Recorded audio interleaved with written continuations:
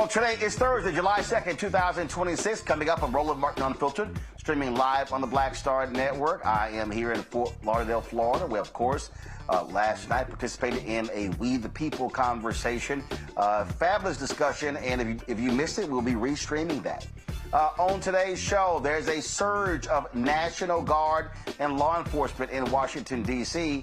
as Donald Trump throws himself a party for the nation's 250th anniversary. We'll talk to an activist about how they feel about this massive police presence in the nation's capital.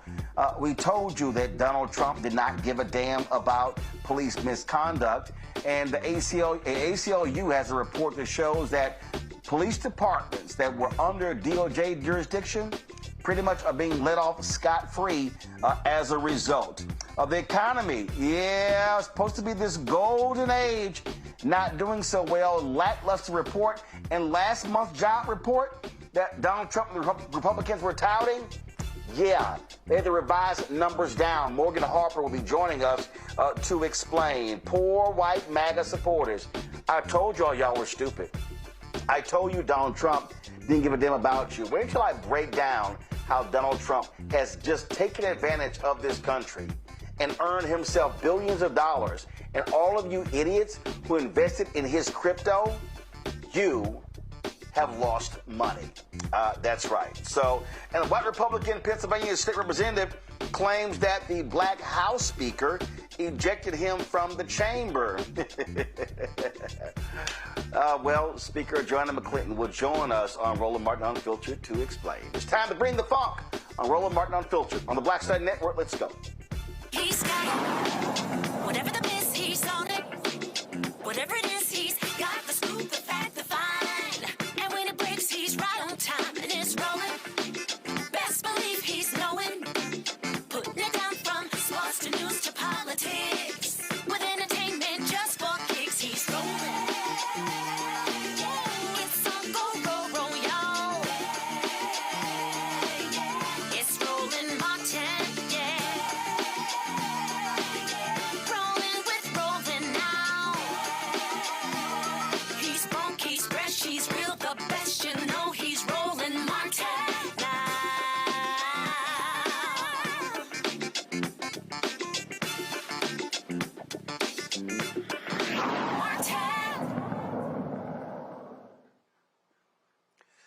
The death of one-year-old Cohen Wiley, who was shot and killed by cops in Senatobia, Mississippi, has been classified as a homicide. That one-year-old was shot and killed in a Walmart parking lot on June 14th during an attempted arrest of an alleged shoplifter. Well, newly released autopsy findings obtained by the family's legal team has raised questions about what the police say happened during the shooting.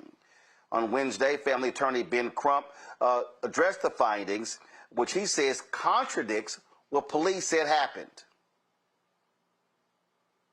And what we're trying to point out is that they need to show us what was warranted to shoot into this vehicle.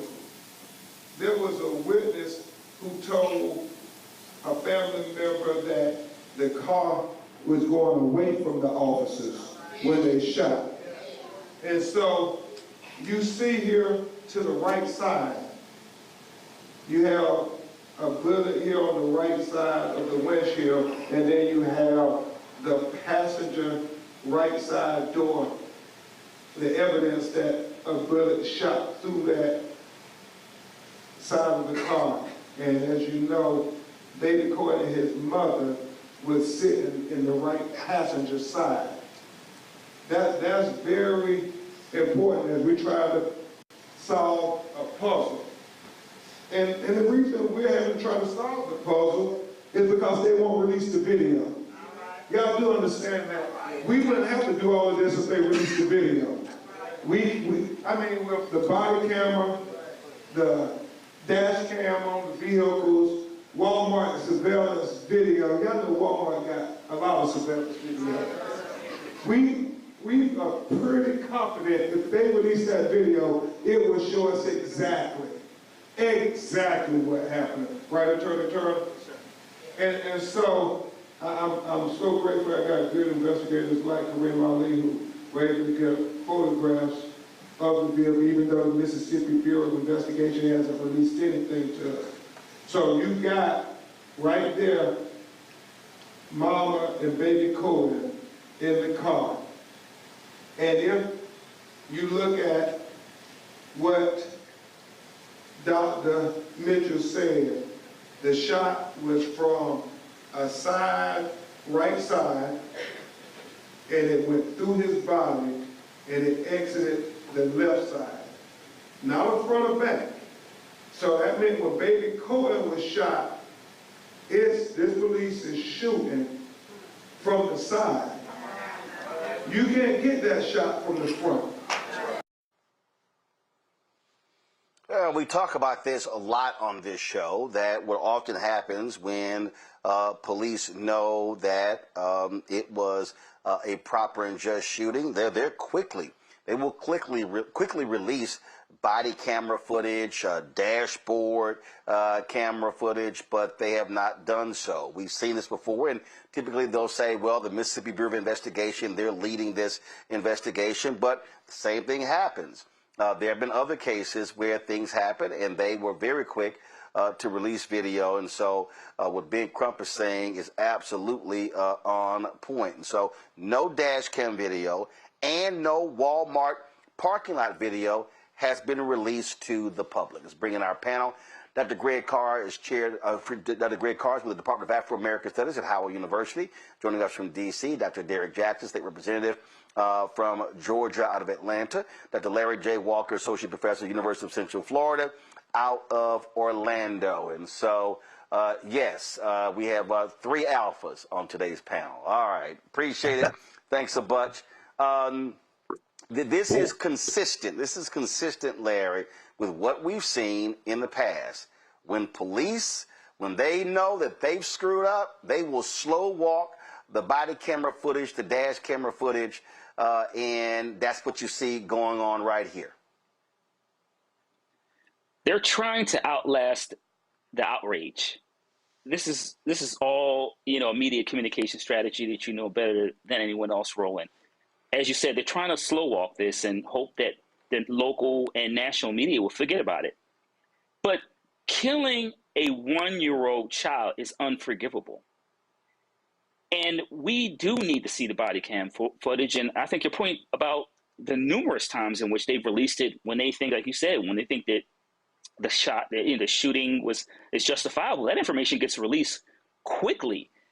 But in this case, apparently, the death of a 1-year-old black child is not worth the very easy task of releasing the footage. Not only, like you said, in terms of that body cam footage, but in addition to that, Roland, in terms of, like you said, Walmart and any other video that's available. This is atrocious. I mean, it's unforgivable, as I said, and we really need to get to the bottom of this. There are things like this that give me nightmares as a parent, and is another example of when in law enforcement behaving in a way that another black body is lost, particularly a child whose life has just begun and never had the opportunity to actually live. So once again, we need to see all the audio and visual evidence to find out exactly what happened with this particular horrific murder. Well, what just often happens, Derek, when we have these cases, and again, you have a cop that says, oh, they were coming towards us with the car. Again, let's look at what we're talking about here. This wasn't a capital offense. This wasn't somebody being held hostage. This wasn't a kidnapping. This wasn't a mass shooting. The call was an alleged shoplifter. And I just don't think when you're police, you come on the scene, your first reaction, let's pull my gun out and let's fire into a car that had 2 women and a child because over an alleged shoplifting of some diapers. You're exactly right, Roland. I mean, this scenario did not warrant the use of deadly force. I mean, you can run the tape, you can see the tape, you can see all the evidence, and deadly force should not even be part of this equation. But let's unwrap this whole situation, Roland. You got a DOJ that not going to do anything. You don't have the civil rights of the DOJ there to assist in this matter. You have a climate where the individual that's occupying the Oval Office saying, hey, I'm going to give police immunity. I'm going to pardon them. And so, unfortunately, we have this 1-year-old soul where the family is demanding justice. And Ben Crump is spot on. But the individuals who are slow walking this, they're looking at this saying, we don't have to worry about the federal government stepping in. We don't have to worry about the DOJ. We don't have to worry about the civil rights movement. And eventually, those who are protesting will eventually go away. Well, what we could continue to have here, and this is just a reality, Greg, police know they can operate impunity. And what you now have is an individual sitting in the Oval Office who has made it perfectly clear, and we're going to deal with this with the ACLU report when we start talking about that. They made it clear that y'all can do whatever y'all want to. There is not going to be any retribution. Trump has said, I want to give police officers 100% immunity to do their job. And when cops know they can shoot and there were no repercussions, they're good with it. Yeah, that's exactly right, Roland. I mean, here we are on the anniversary of the signing of the Civil Rights Act of 1964. And these sworn enemies of our common humanity, these racists, these white nationalists, taking what amounts to a blood oath. The ink wasn't even dry on the Civil Rights Act of 64, much less the Voting Rights Act of 65 a year later, when they basically vowed to roll back not just the 20th century, but the Civil War amendments, 13, 14, and 15, that legislation was based on. These are enemies of our common humanity. Tomorrow, I think we're making a very big mistake when we think about, as far as I'm concerned, we think about them thinking about us as human. There were no humans involved in this shooting. So, you know, as far as they're concerned, executing us is part of their sworn duty to maintain their fantasy white republic. It reminds me of Hannah Arendt attending the trial of Adolf Eichmann, the Nazi. In 1963, she published a book, Eichmann in Jerusalem, and she coined a term in that book called the banality of evil. And she said the problem isn't the convicted communist or the convicted Nazi in terms of what they believe. The problem is when regular people can't make the distinction between fact and fiction. And that is really the key to their entire motives. In other words, you haven't killed a human being. You haven't shot a person. You must understand that when you're talking about black people, you're talking about no human involved. They're no different than a pig or a wooden shoe. And if we accept that banality of evil, then it leads to things like we've been seeing this week. I mean, now they're talking like, oh, yeah, we want to screen pregnant women coming from other countries to see if they got babies in them so we can stop birth tourism, as if that's a problem. I mean, they're talking so reckless now, and this is all part of it. So how do we fight it back? Well, you know, I'm going to say less about this at this point, but I think it begins with us never conceding the idea that we're not human. But I think we need to stop behaving as if they think we're human. I think that's a fatal mistake. And in this case, it was actually fatal. Here to watch this case and give you the latest of what takes place. All right, going to a break. We come back.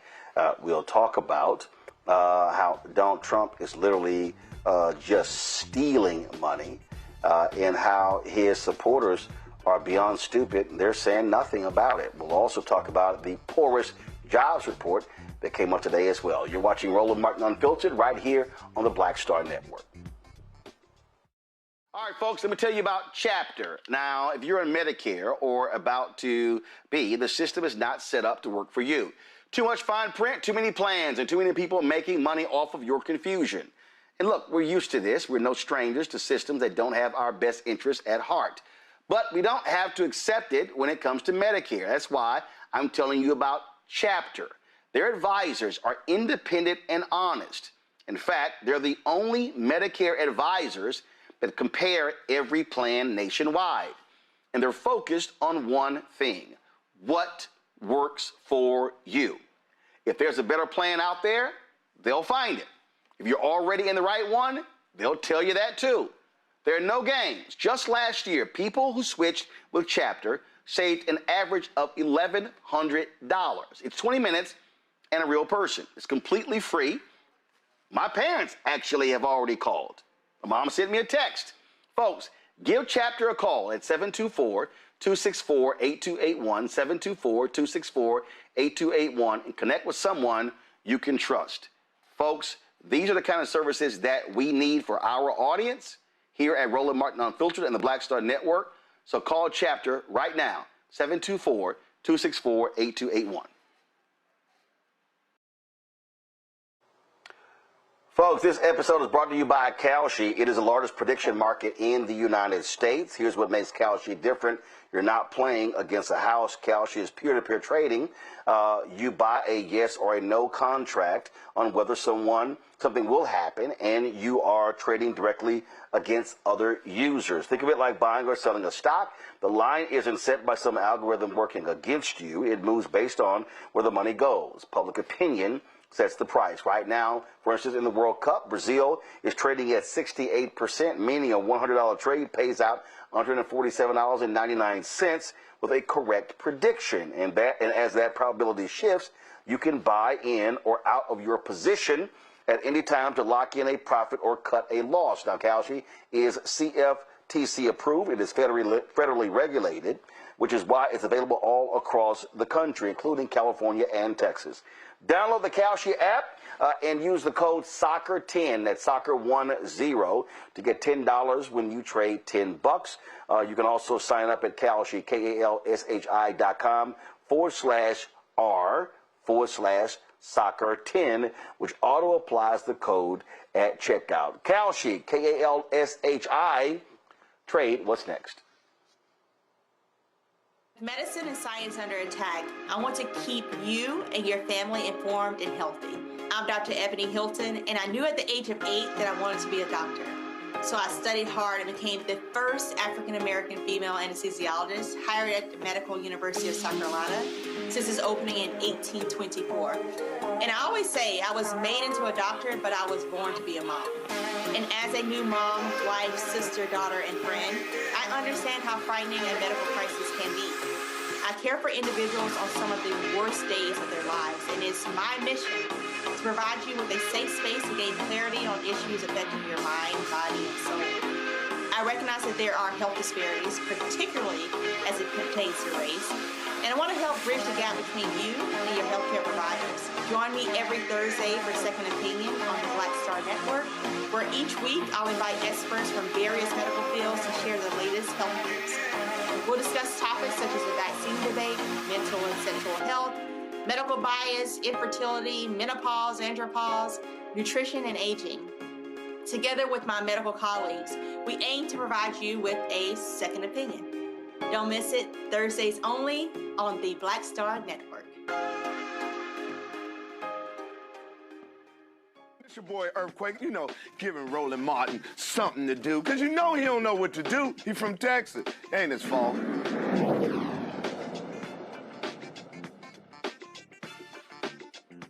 second now.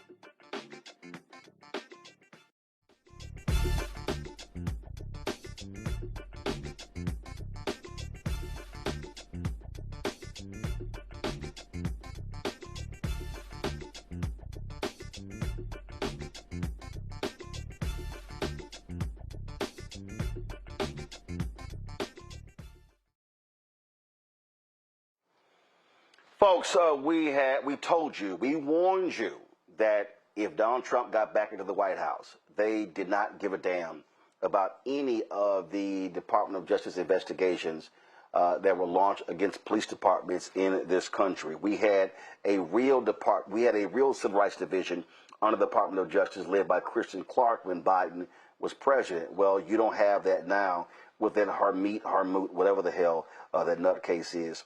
And we're seeing it when it comes to those various investigations the DOJ was supposed to be overseeing in these various police departments. Remember, I just told you in the last segment, Donald Trump made clear he wanted to give police 100% immunity. He did not want them to be investigated.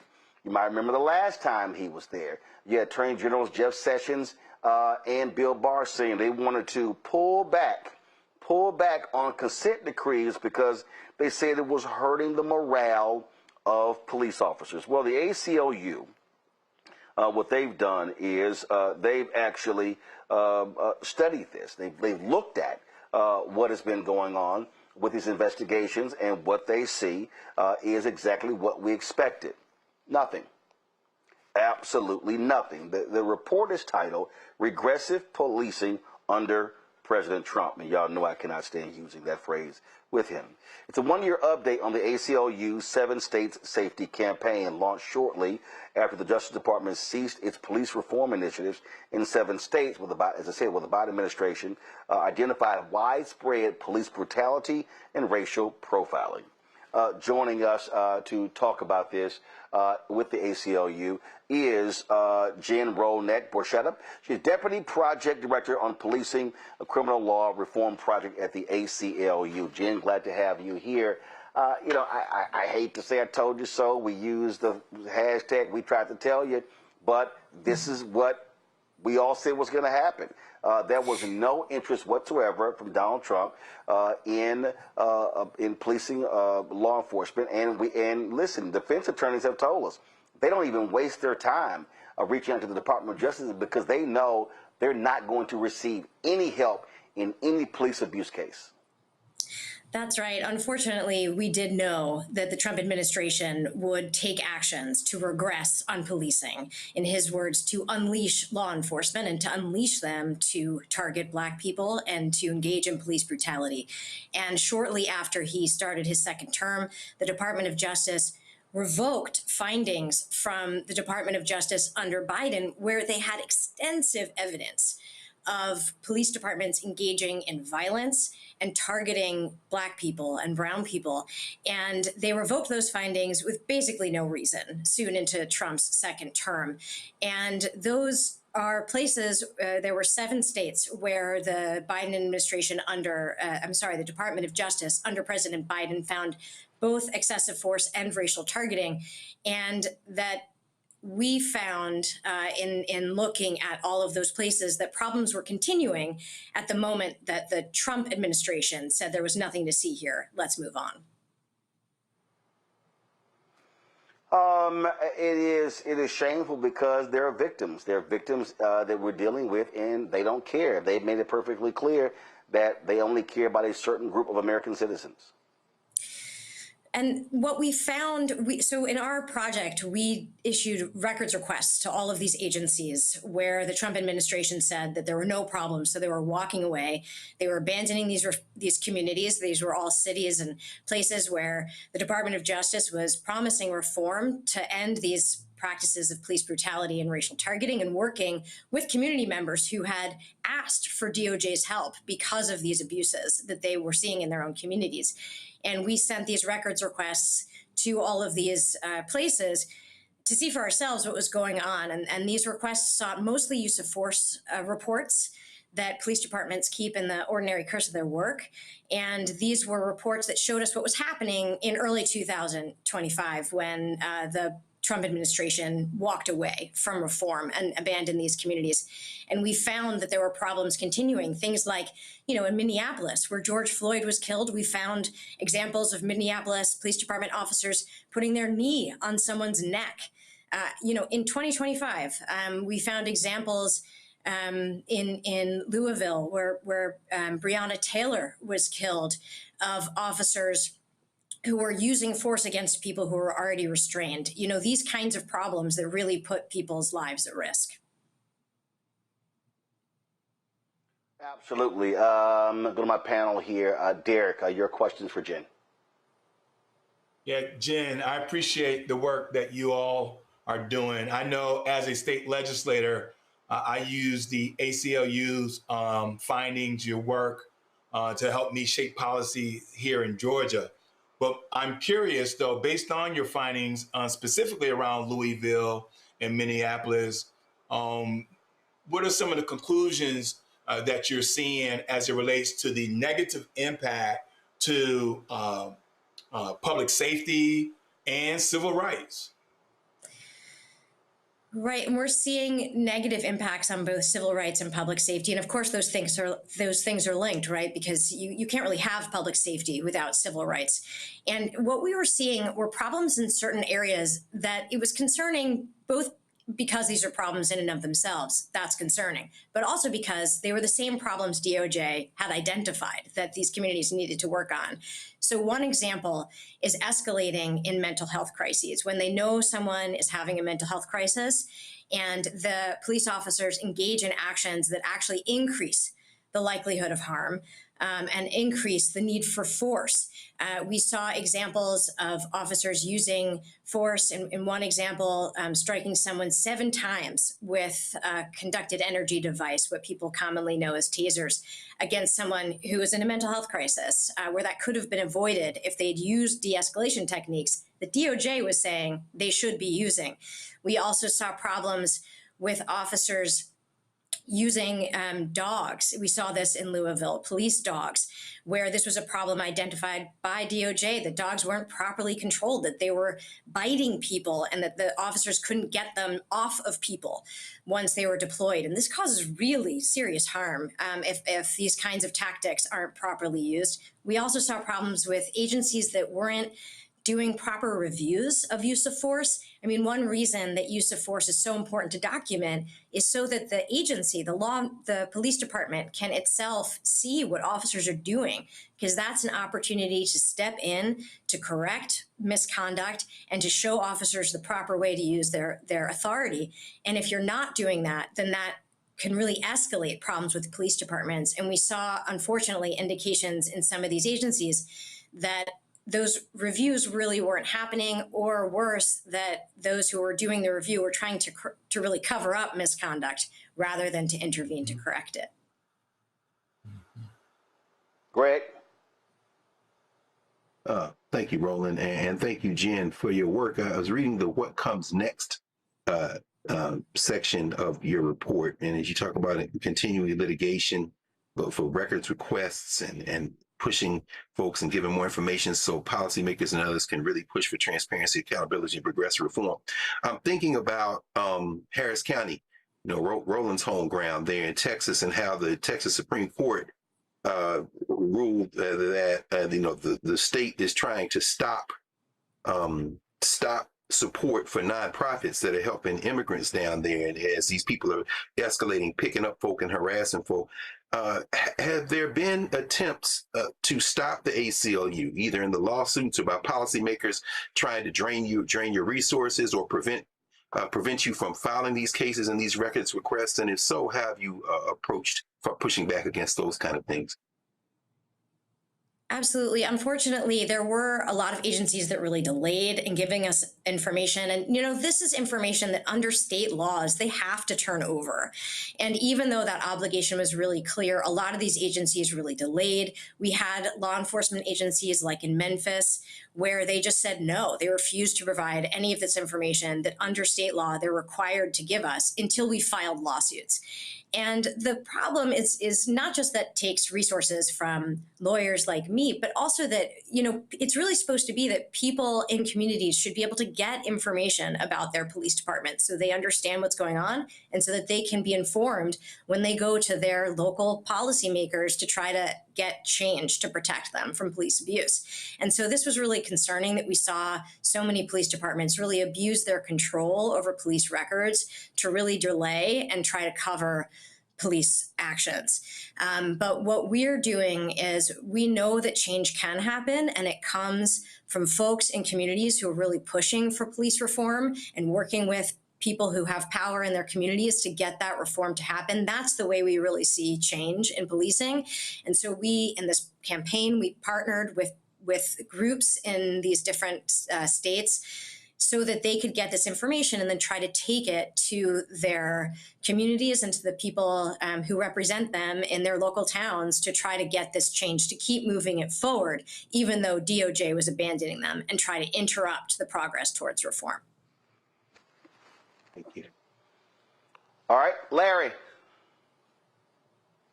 Thank you for sharing some of the details on the report. Over the last several months, we've seen, a lot of federal involvement in terms of immigration enforcement in jurisdictions throughout the United States.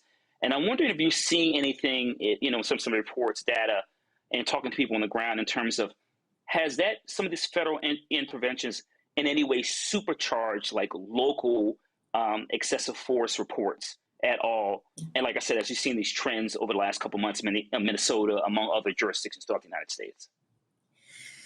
We have seen two ways that the Trump administration's abandonment of police reform and encouragement of police misconduct has come up in police departments that are local and state police departments. One is with the federal government sort of coming in and forcing local police departments or pushing local police departments to engage in these aggressive tactics. We're seeing this in Memphis, for example, one of the places where Trump tore up findings of racial targeting and excessive force.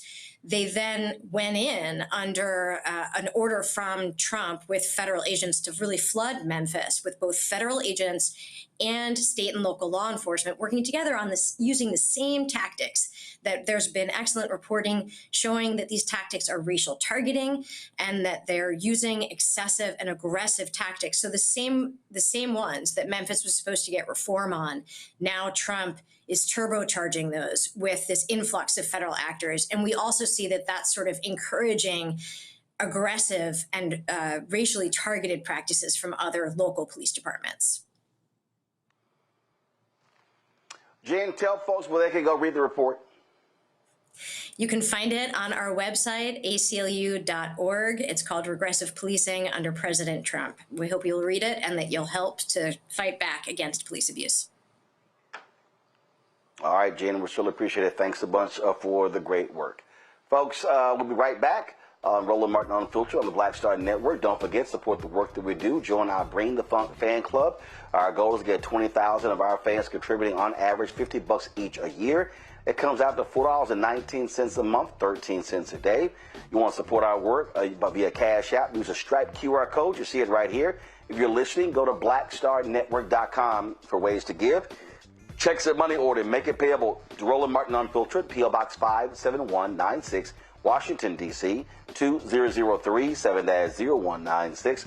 PayPal's R. Martin Unfiltered, Venmo RM Unfiltered, Zelle, Roland at RolandSMartin.com, Roland at RolandMartinUnfiltered.com. We'll be right back. All right, folks, let me tell you about Chapter. Now, if you're on Medicare or about to be, the system is not set up to work for you. Too much fine print, too many plans, and too many people making money off of your confusion. And look, we're used to this. We're no strangers to systems that don't have our best interests at heart. But we don't have to accept it when it comes to Medicare. That's why I'm telling you about Chapter. Their advisors are independent and honest. In fact, they're the only Medicare advisors that compare every plan nationwide. And they're focused on one thing: what works for you. If there's a better plan out there, they'll find it. If you're already in the right one, they'll tell you that too. There are no games. Just last year, people who switched with Chapter saved an average of $1,100. It's 20 minutes and a real person. It's completely free. My parents actually have already called. My mom sent me a text.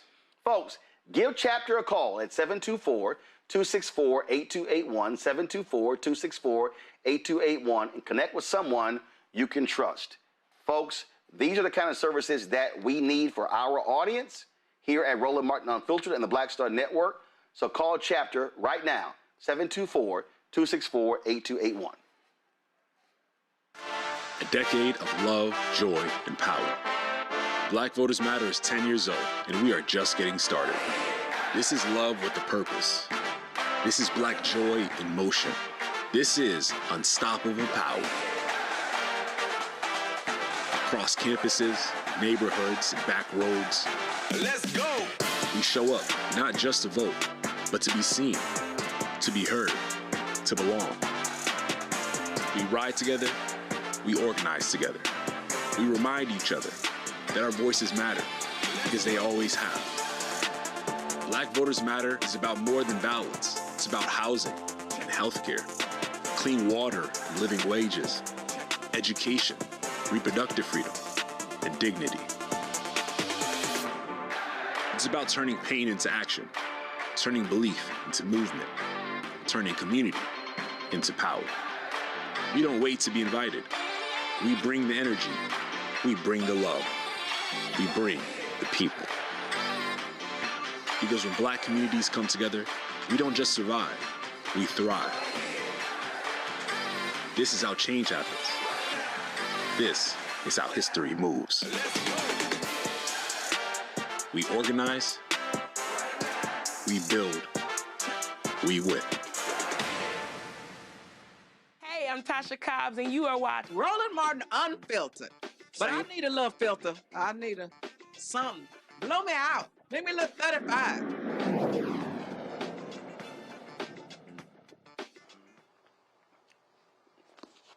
Folks, I have been reading Howard Bryant's book. You might have seen our conversation with him. It is called Kings and Pawns, Jackie Robinson and Paul Robeson in America. It's a fascinating book. And what it deals with this clash that took place between two individuals who actually never, ever met. I'm still stunned that Paul Robeson and Jackie Robinson never met, considering they were, in essence, two of the biggest Black figures in America at the time. And it talks about when how Branch Rickey pretty much wanted Jackie Robinson, and how he arranged and set it up for him to testify before Congress against Paul Robeson.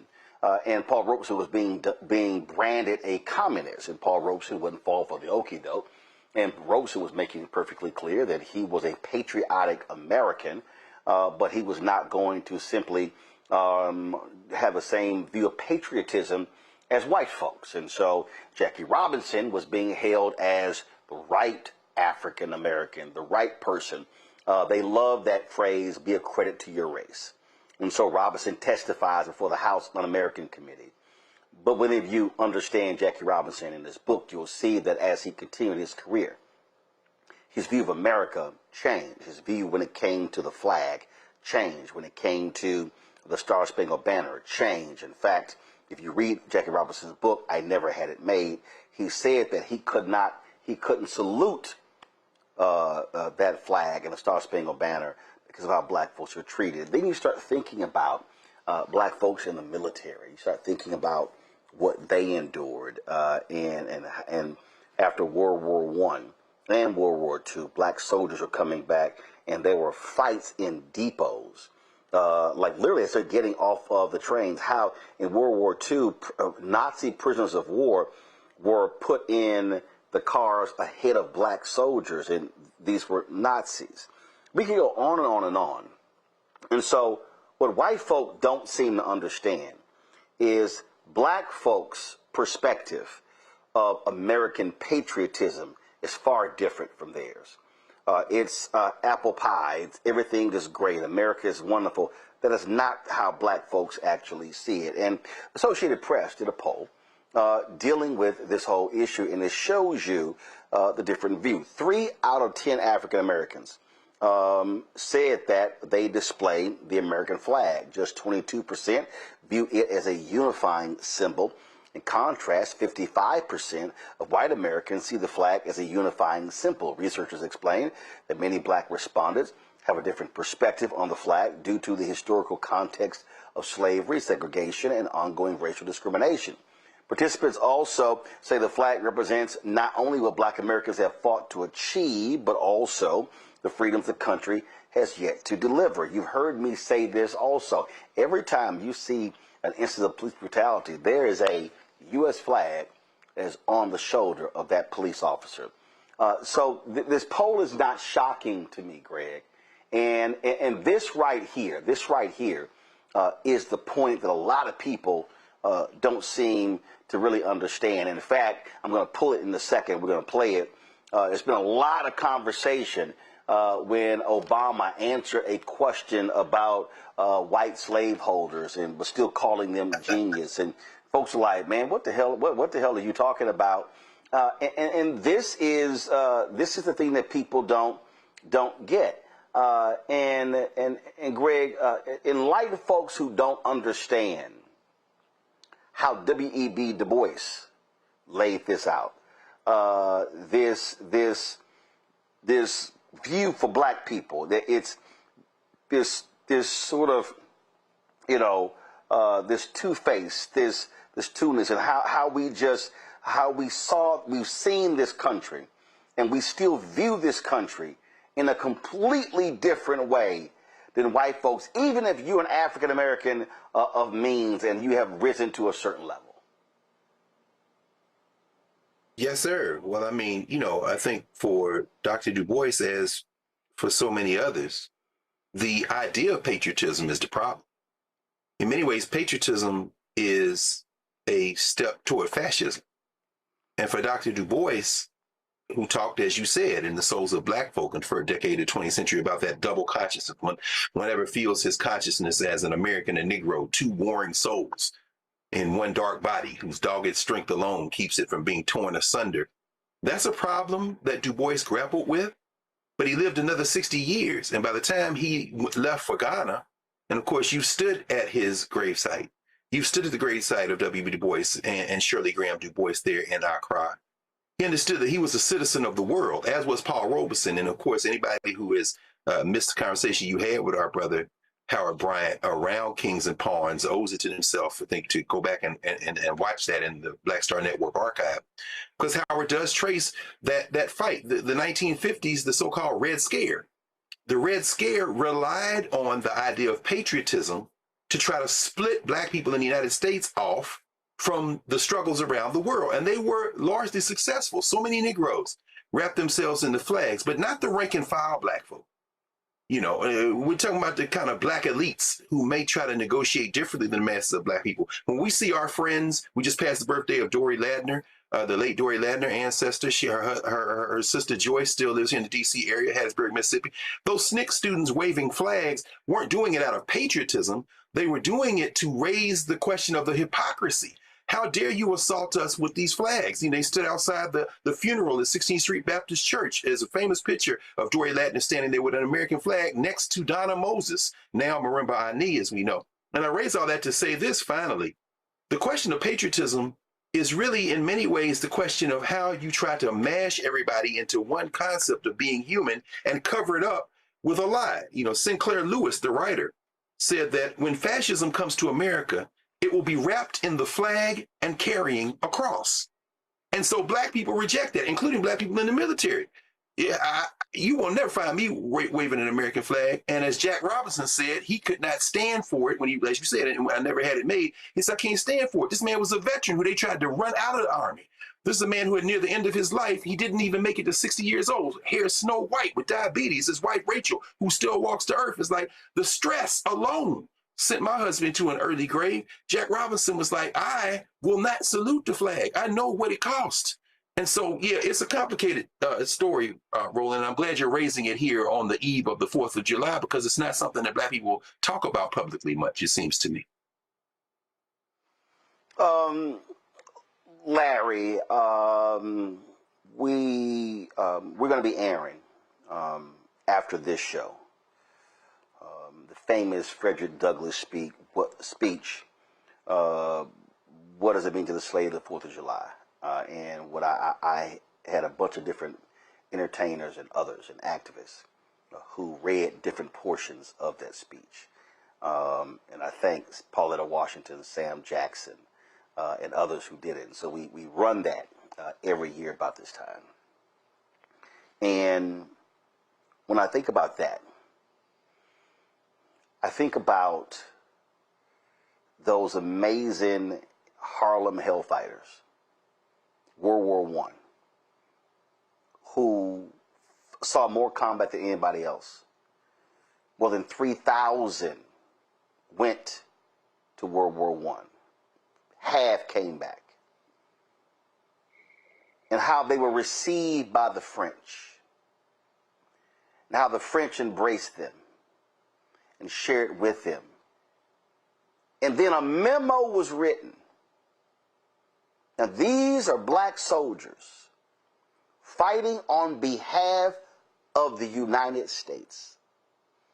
And a memo is written and is sent to the French to admonish them to stop treating the black soldiers so well.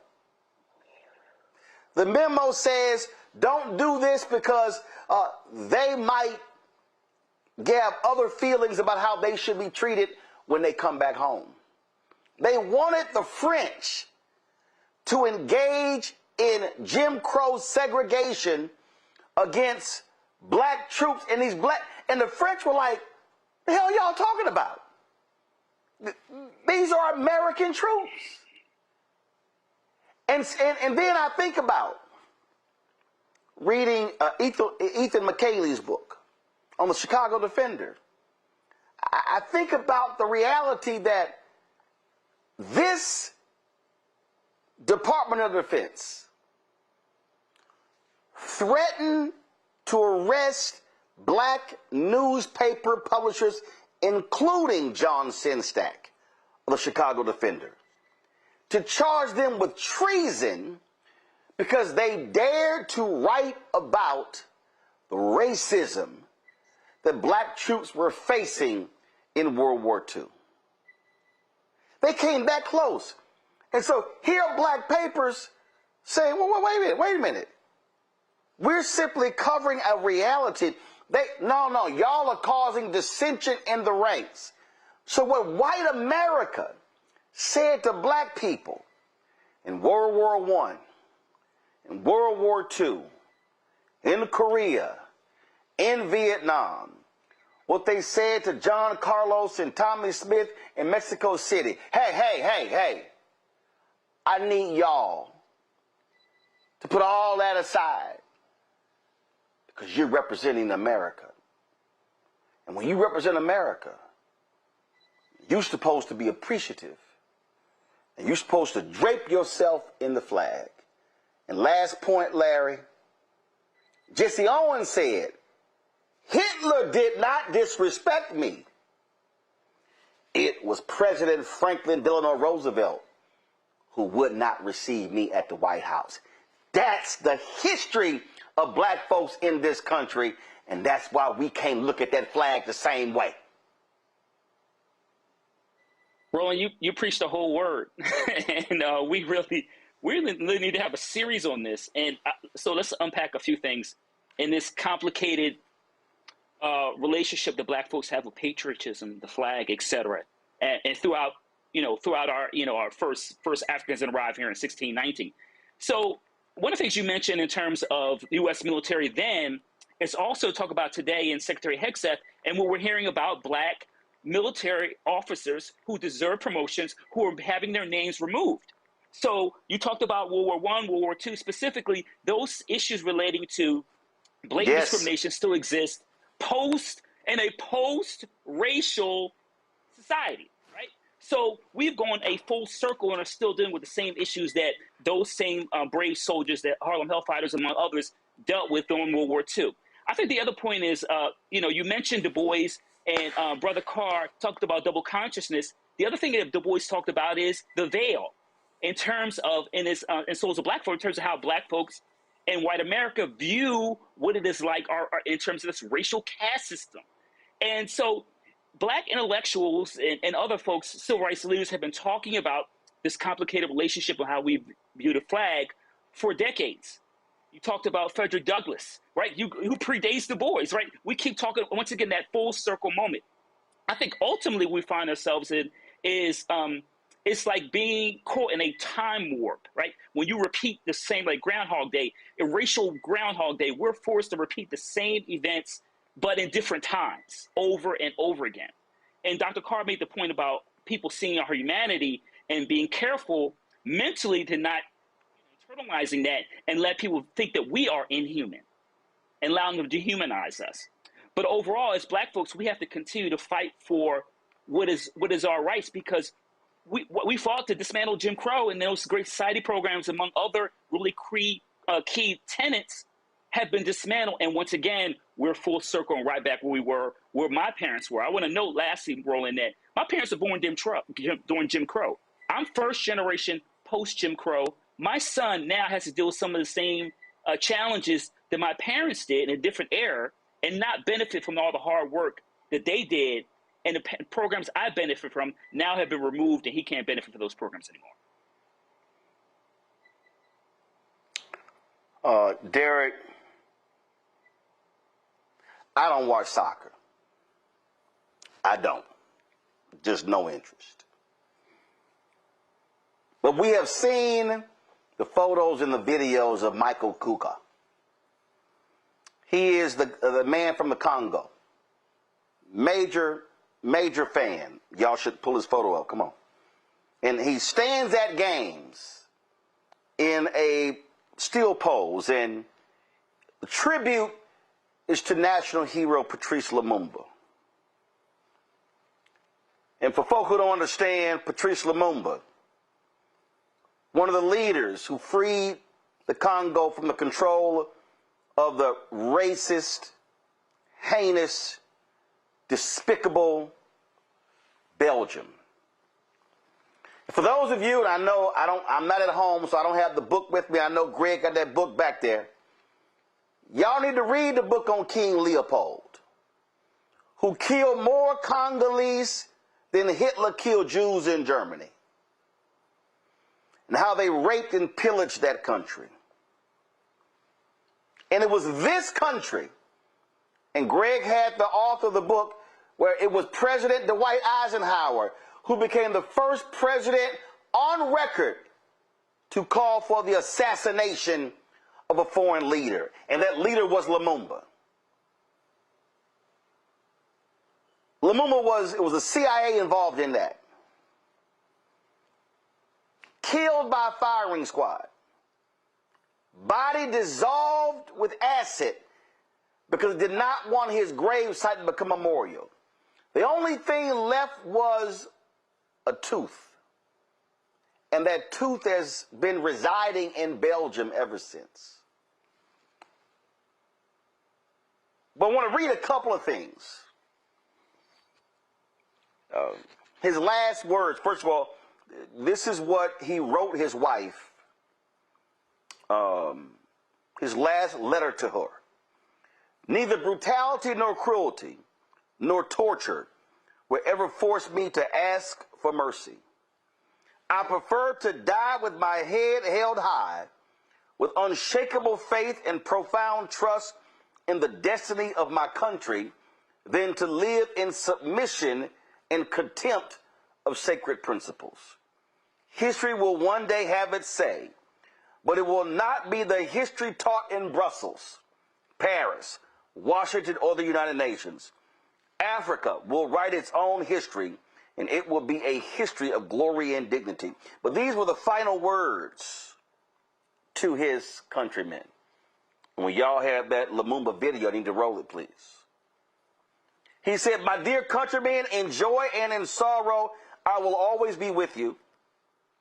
It was together with you that I fought to free my country from foreign rule. Together with you, I'm fighting to strengthen our national independence. Together with you, I will fight to preserve the integrity and national unity of the Republic of the Congo. Neither cruelty nor violence nor torture will make me beg for mercy, because I prefer to die with my head raised high with unshakable faith in my country's predestination, rather than live in submission, forsaking my sacred principles." It was that flag. It was the Dulles brothers. It was this country that killed him, that led to the devastating reign, deadly reign, evil reign of Mobutu.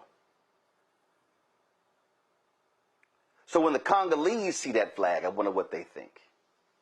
When other African nations see that flag, what do they think? See, this is what white people cannot understand. What they cannot, that's why in our studio, I had that poster from Birth of a Nation from Nate Parker, where the American flag has a noose around his neck. We simply do not see the flag in the same way that they do, because they do not have our life story.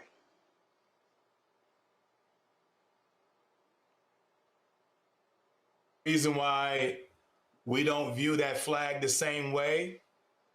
And I certainly agree with my dear brothers. We don't see it the same way because we take a comprehensive view. See, for those who say that we should wrap ourselves with the flag, they talk about the triumph. But we see tragedy and scars with this flag. We see that this Constitution, that for those of us who served, and I served 22 years, I'm a retired lieutenant commander. Our oath is on a flawed document around the Constitution of the United States against all enemies, foreign and domestic. And so while we're out there serving, we see America doing something very different. I mean, it's incredulous when they say we want to export democracy to these other countries, but yet they're not practicing democracy right here in the United States. We have a long history. Let's go back to the 13th, 14th, and 15th Amendment of the Constitution. So this country, where I had the opportunity to serve for 22 years, I raised my hand and gave the oath. But before they can even free those who look like us, before they even talk about the 13th Amendment, 14th Amendment, 15th Amendment, they were talking about guns. The Second Amendment, they were talking about search and seizure. They were talking about all the other things first. We don't look at the flag the same way because they do not have the scars. They don't carry the scars the same way. Let's unpeel this just a little bit more, deeper, right? I mean, when you look at slavery and you want to put in the Constitution that we're 3/5 of a man, so every military black man in all the wars that you described, the very thing that they wanted most, Roland, they wanted to be looked upon as a man. I just finished watching the 24th on Netflix, and he gave his life at the end because he said, I am a man. I'm not just a subject. You don't want to send me to war. You treat me in one manner, and you saying I'm going to serve this country. You want me to wrap myself with this flag, but you don't even see me as a man. That's the reason why, and I have the flag behind me to remind those every time someone comes to my home that I serve this country. So when they ask, you're not patriotic, how dare you? And I know we're going to talk about this later on, about how they arrested an individual, a military officer, because he is trying to do exactly what the oath required for him to do. The problem is, Roland, he's doing it against a person that is a 34-time felon. As a person that has enriched himself, as a person that has trampled on this country's Constitution, has trampled against the rule of law. He has done everything what the Uniform Code of Military Justice, Article 88, told me not to do as a military officer. That's the reason why we do not see this flag the same way as others who embrace this flag the way we do not embrace it. It is complicated. Yeah. Yes, we serve this country. Yes, we are a man. And that's why. You cannot disrespect us. And that's why when, as they are celebrating America 250, we have these shirts up on our shopblackstarnetwork.com site. And y'all go ahead and pull it up for me. I'm going to read Paul Robeson first. I'm going to read Paul. Is that, no, y'all have the James, I'm going to do the Paul Robeson first. So let me read for y'all the Paul Robeson. And again, see, what Donald Trump has done, Donald Trump wants to present that other view, that other perspective of American history. And see, what they want to do is they want to present the whitewashed view of American history.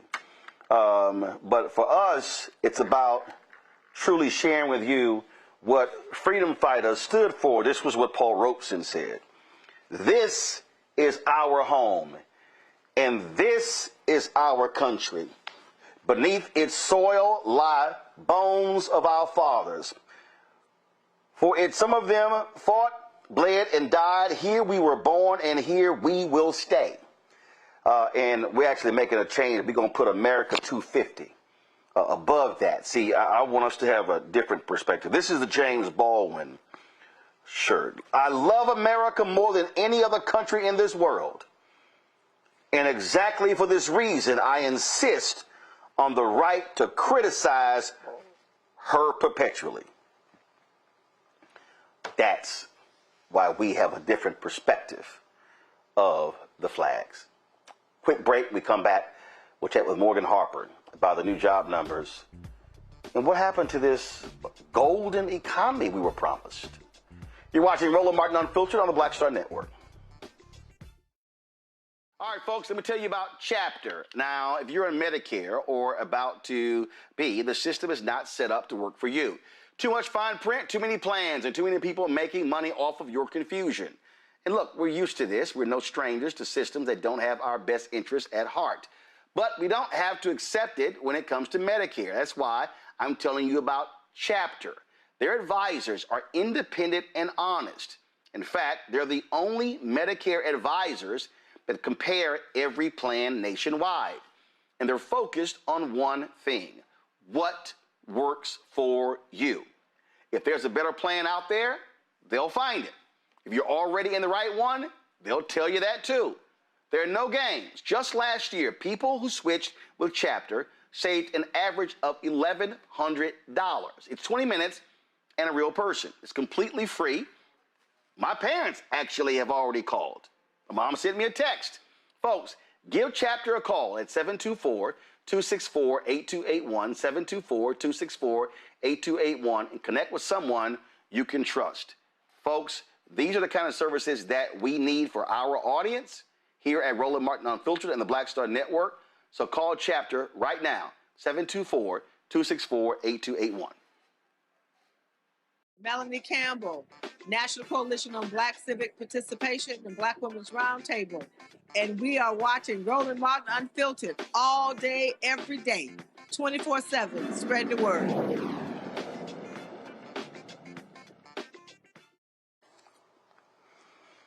Last month, oh my goodness, Scott Bessent, Donald Trump, they were all hyped regarding the jobs report. Oh, it wasn't as good as they said. This month's report, just 57,000 jobs were added, well below the 113,000 economists expected. Now, the overall unemployment dropped to 4.2%. That's because folk, frankly, have stopped looking for a job. Black unemployment rate remains the same at 6.6%. For black men, dropped to 5.8%. Black women increased slightly to 5.7%. We're joined now by Morgan Harper, Director of Policy and Advocacy of the American Economic Liberties Project. Morgan, glad to have you here. So tell us about those revisions for May, Morgan. Yeah, I mean, there was a lot of enthusiasm from the White House with those numbers last month that they were, or from May, that they were over 100,000. But, you know, as we discussed, even within those, there was some more nuance. But now we are getting confirmation that there has to be a downward revision of tens of thousands. And so I think over the last 2 months, the revision now, it's lowering it by over 70,000 jobs in total, which is, you know, pretty significant. But like we talk about, I mean, we have been talking about the last couple of years, Roland, you know, we have to kind of take these things as a snapshot. It's hard to draw too many firm conclusions from just 1 month. But even looking at the last couple of months, I think we continue to see an economy that has these little signs of vulnerabilities, and that, you know, all is not well, despite what the White House might be saying. Well, this is the thing that I think we can draw, and that's this. They have been promising, oh, it's going to be it's going to be a great economy. It's going to be unbelievable. That has not materialized. And they could, I mean, in fact, I think CNN or MS Now, one of them, put a mashup together of all of these moving of the goalposts when it comes to this comment, and they keep promising, oh, no, the next quarter is going to be amazing. It's going to be stunning. It's going to be incredible. It hasn't happened. Yeah, and I think this month, seeing that we have just over 50,000 jobs now, the White House and some of the analysts on Wall Street that are responsible will be like, well, that's growth that's happening. But you dig in and kind of like one of the things you highlighted at the beginning, you see folks that are not getting full-time work, even though they want to be working. So folks that are stuck in part-time jobs, that seems to be increasing. And actually, if you look at those that are working more in part-time than full-time, that unemployment, you're seeing that unemployment rate of 7.9%. So that does feel a little bit more like a statistic that is incorporating the facts of reality that people are experiencing. As yes, I might have a job, but I'm not working as many hours that I would like to, or that I could be working. And it's not the type of stable job that someone might be looking for. I think another interesting indicator right now is, connected to that labor force participation and how that might be declining, is people who are out of work are staying out of work longer, and much more so than even a year ago. That share is up to 27.3%. And then, in terms of the age group, where who are these people that would be working more if they could, but they aren't? It is this prime age, people who are in their mid to late 20s, all the way up to early 50s. These are your primary, for all of us, primary earning years. It's when you could be working a lot. You're less likely to have health problems. And we have folks in this category that are not working as much as they would like. That is not a good sign at all. The other thing that I would note, and this is something that we've talked about before too, is the type of job. One of the areas that we continue to see in these numbers too that is creating jobs is healthcare. And though, that again, not lining up with this promise of the booming manufacturing economy that we've heard from the administration. And even where we are seeing an uptick in a different category than has happened in prior months. So this month's numbers is showing an increase in jobs created in the professional business sector. That is, if I could think of something that's probably the opposite of manufacturing jobs, it would be, professional business sector. That's a good thing. Jobs created, good. But, those jobs, I would think, more likely to be higher income earners, more likely to be people who could have advanced education. And this is getting to one of the other themes that I think we see this month that we're going to have to continue to monitor, that has been in many ways the story of the American economy over the last several decades, really, is this break between those who are in more wage jobs, lower income earners, and folks that are earning six figures above, millionaire, beyond, that continue to see growth in a strong economy. And so that's why another indicator that they look at from the White House that we're seeing over this last week is that the stock market is doing well, despite all of these areas of uncertainty for the average person. Those that are earning the most continue to seem to be doing really well, and they are able to continue to ride this wave of things like, an AI boom, that's also going to come to fruition. But the main point, again, is that is not lining up with what the promise is, that it's broad-based economic growth for the average American. And the only other thing I'd say before I turn it over back to you, Roland, is prices. So the wage growth, that is another positive indicator. If you look at it by itself, that workers are earning more money, but that has been increased about 3% from this time last year, 3.5%, while prices, the inflation rate is going up by 6%, not adding up at all for the average person to try to maintain their household and keep up with the cost of living. And listen, I just think, frankly, Donald Trump is living off the remnants of the Biden-Harris economy. Same thing that happened in the first term. All of his big, beautiful bill, which is a big, ugly bill, none of that stuff has spurred what they said is going to happen. You take the tariffs, you take the uncertainty over that, you take the war with Iran, the actions they've taken have been horrendous for the economy, and they can try to keep spinning it. And, of course, Fox News is never going to call them out. But they know this economy is trash, and it is not this golden economy. It ain't even silver. It's barely bronze. Yeah, it's going to be really interesting how this all plays out because, yeah, like you're saying, I mean, nothing that has happened over the last year, war in Iran, gas prices, even if they're leveling off, I mean, those have gone up quite a bit. Nothing that's happening is reaching the average American worker, consumer, all of us real people in a positive way. And so I don't think it's an accident that, you know, if we shift to the political situation a little bit, that we're starting to see people voting for candidates in a lot of these primaries that are like, burn it down. We need like a complete reset in terms of what's happening in Washington. And again, it's going to be interesting, though, just how much of the blame gets ascribed to Donald Trump and this administration versus an overall status quo critique. And how much they're going to be able to really trick people into thinking that they've produced good results when the numbers just aren't showing that at all. All right, then, Morgan Harper, we surely appreciate it. Thanks so much. Thanks for having me, Roland. All right, folks, you might have seen the stories over the last couple of days that Donald Trump released his financial reports. And it shows that in the last year, he's literally earned almost $2 billion. Most of that is through crypto. Oh, y'all remember what he said about crypto in 2019? Pull it up, please. This is what he tweeted. I'm not a fan of Bitcoin and other cryptocurrencies, which are not money, and whose value is highly volatile and based on thin air. Unregulated crypto assets can facilitate unlawful behavior, including drug trade and other illegal activity. Well, then again, when you are a twice impeached, criminally convicted felon in chief, who also has been found liable of rape, then you don't mind unlawful activity. And so Donald Trump all of a sudden has embraced crypto. And here's what's hilarious. His poor little white fans, the people who think he is a little G God, they have gotten taken to the cleaners.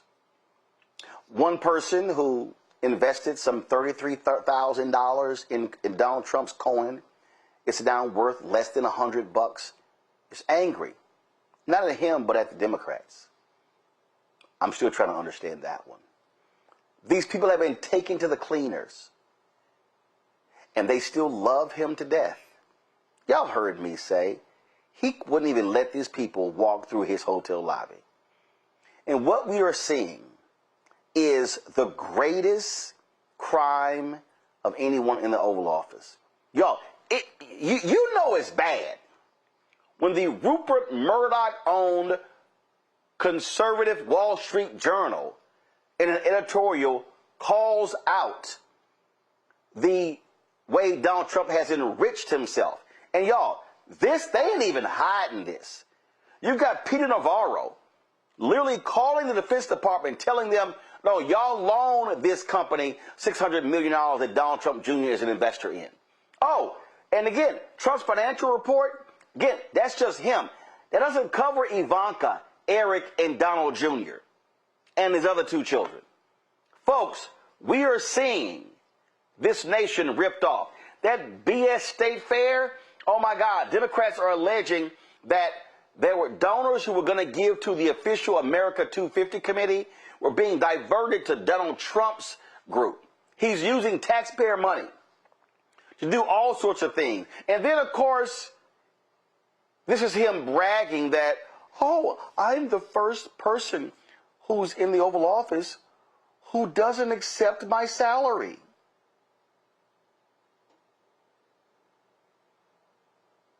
Y'all have the clip? So, this is what's crazy. I want to bring in Tim Wise right now. Tim has been on the show before. Tim, anti-racist educator. Tim, you've called these people out in speeches and others. And I'm just sitting here going, don't you idiots, we try to tell you idiots this. That man don't care about y'all. He ran for president again to stay out of jail, and so he can get rich.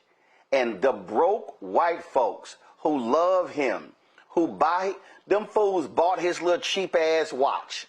They bought the watch. They buy his coins. They buy his Bibles. They buy all this stuff. And you know what, Tim? To him, they're nothing but marks.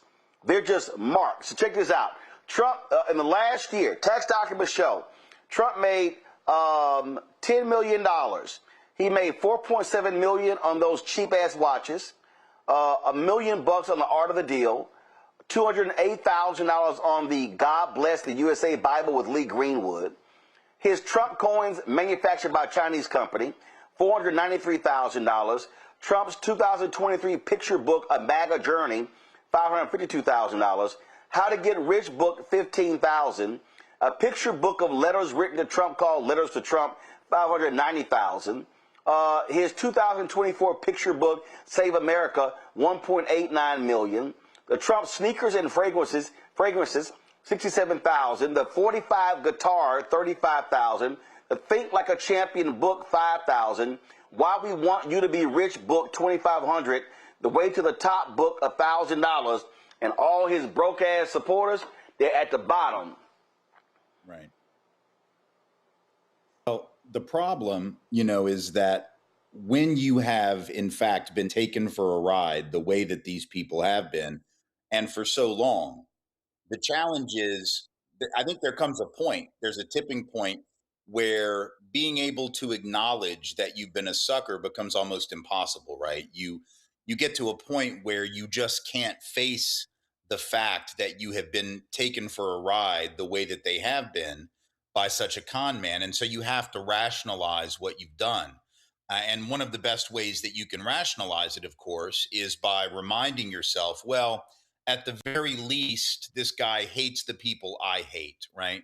And so I will overlook all of that. I'll overlook the grift and the graft. I will overlook all of the ripoffs. I will overlook the meme coin nonsense. I will overlook all of this corruption because at the very least, I know that on a tribal level, right, he's on my side. He's on my team against the people that I don't like, against the black and brown folks that I don't like, against the LGBTQ folks that I don't like, against all the immigrants and the foreigners who I don't like, against whoever, right, that I don't like.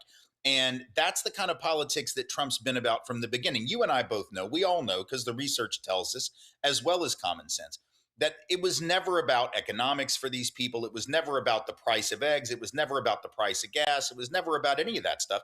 It was always about tribalism from the time that he came down the elevator or the escalator in Trump Tower back in 2015 and started talking about immigrants on day one, started talking about, you know, rapists and murderers and drug dealers and all of that. It's been about that from the beginning. And this last election, when many of us thought, and Kamala Harris certainly did, right? When he started talking about Haitians eating cats and dogs. And I remember, we all remember she laughed about it in the debate. And I think some of us thought, oh my God, he's jumped the shark. He's lost his mind. That's going to cost him the election, surely. And of course it didn't, right? Didn't hurt him at all, because that was a symbolic tribal signal to certain white folks in this country, frankly.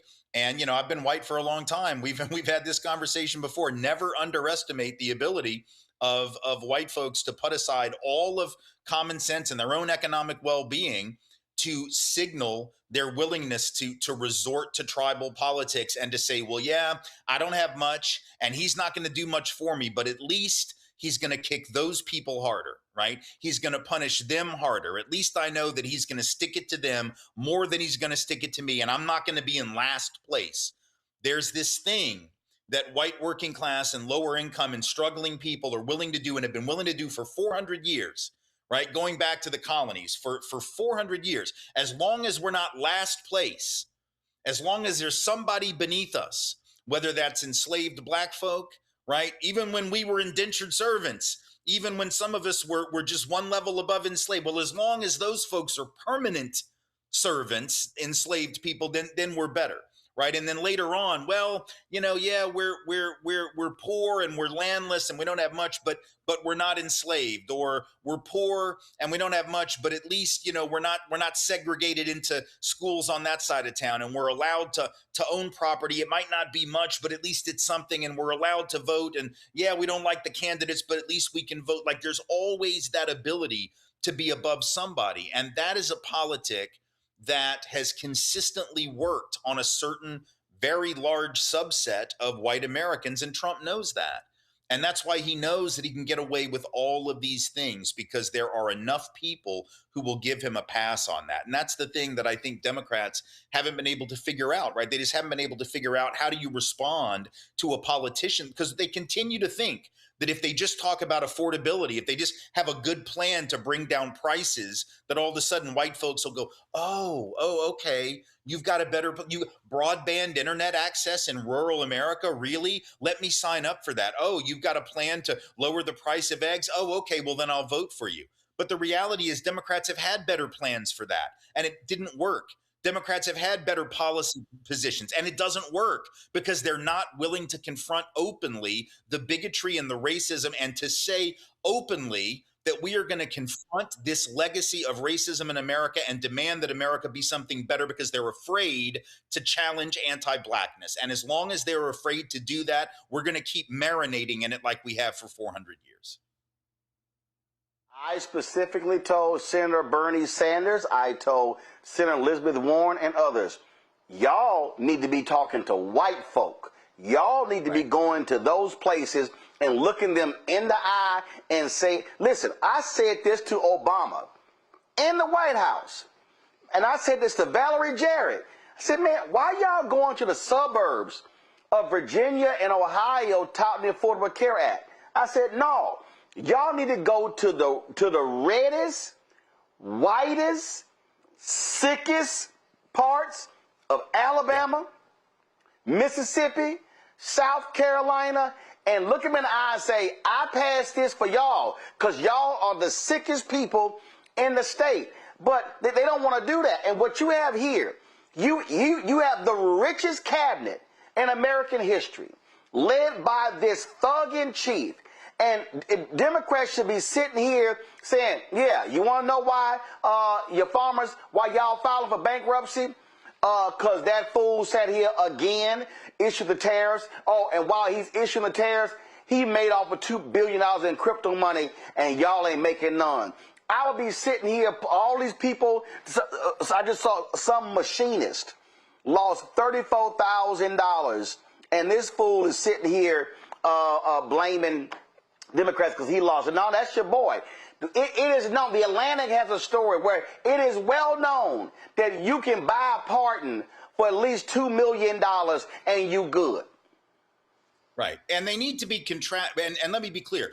They can talk about that corruption, and they should, but they need to be saying to these white voters specifically that while he is making off with all this money, please pay attention to what he's telling y'all, which is that the reason you're in pain is because of black folk taking your money, because of Somalian fraud, not his fraud, not rich white man fraud, but Somalian fraud. He's playing hide the ball. He's playing 3-card Monty. He's playing, he's doing some David Copperfield nonsense, right? He's playing a magician's trick. So it's fraud, all right. But it's rich white dudes like him. And meanwhile, he's telling you it's black folk. He's telling you it's brown folk, right? So that you'll be mad at them. So you've got to kill two birds with one stone. Yeah, you can talk about corruption and the oligarchy and all the stuff Bernie likes to talk about and those folks like to talk about. But you've got to also make it clear to these folks that the anti-blackness and the anti-brown bigotry is the weapon that is being used to trick them. You cannot run from that. And what bothers me about the Democratic Party, and what bothers me about certain folks on the left of the Democratic Party, is they don't mind talking about the rich folk stuff. They don't mind bashing rich folk as rich folk. They'll talk about class all day long. They'll talk about the oligarchy. Bernie will get up and say the billionaires and the millionaires and the oligarchy, but he will not talk about the anti-blackness that is the flip side of that, because it's both of those things. It's rich folk stuff and white folk stuff. And you have to talk about both of those things because it's a 1-2 punch. And the only way that you're going to build a coalition to defend multiracial democracy, which is what we have to build in this country for really the first time, because the only time we ever really had it was that brief period of Reconstruction. And it got overthrown just like they're trying to overthrow it right now and are effectively doing that. The only way you're going to build it is to call out the rich folk stuff for sure, because the overthrow of Reconstruction was also on behalf of the planter class that was that oligarchy. But you got to also call out the white supremacy. And I'm afraid they're afraid to do that. And you can't be afraid to do that, A, because it's the honest truth, but also B, because strategically, if you don't call it out, you send a message to those black folks and brown folks that you are not really behind them and on their side. And then you get surprised when they sit out the election or they don't come out enthusiastically for you. And then and then you blame them for the fact that you didn't win an election, or you blame them for the fact that you didn't gain as many seats in the midterms as you might otherwise have gained. You've got to ensure that everybody in your base is coming out and that you're bringing over those potential swing voters. And you can't do that if you leave any part of that message on the table, unaddressed. Derek? Tim, I appreciate your work. And you have written over the years extensively around this whiteness. But I want to drill down in the anti-blackness. I'm a state legislator right here in Georgia. And every time we go into the rural parts of Georgia, we don't have the right message. And I mean, listening to you, I don't have the right message because I keep talking about hospital closures. I keep talking about minimum wage. I keep talking about the same thing as a poor white person may want to think about as a poor black person. I need 2 or 3 specific things I can take to rural Georgia around this anti-blackness, because if I frame it right, it won't be considered just as racism. Right. Well, I think you got to talk about the rural hospital closures, but I think the big thing, look, we know from the research on this that the reason that we have inadequate healthcare safety nets in this country for everybody, including those white folks in those rural areas, and I should point out a lot of black folks in rural areas, because there are plenty of black folks in rural America. We don't act like there are. There are plenty of black folks in Appalachia. We act like Appalachia is just a white area. It's not either. But the reason we don't have adequate healthcare for people generally, according to the research, is because of the belief, mistaken belief, but the belief on a part of a lot of white Americans that if we had truly universal healthcare, if we had truly like single payer universal healthcare, the way that all those European countries that we love to compare ourselves to, if we had that, according to the research, large numbers of white Americans think that black people would take advantage of the program and would somehow cheat on that program the way they do, quote unquote, on other so-called safety net programs. So in other words, our racial biases against black folks sponging off the welfare state is the reason that we don't have a more secure safety net, including healthcare. What does that mean? It means that white folks in rural areas who need better healthcare, who need more secure hospitals, who need better programs, who need Medicaid funding, who need more secure healthcare safety nets generally don't have them. So what those folks need to hear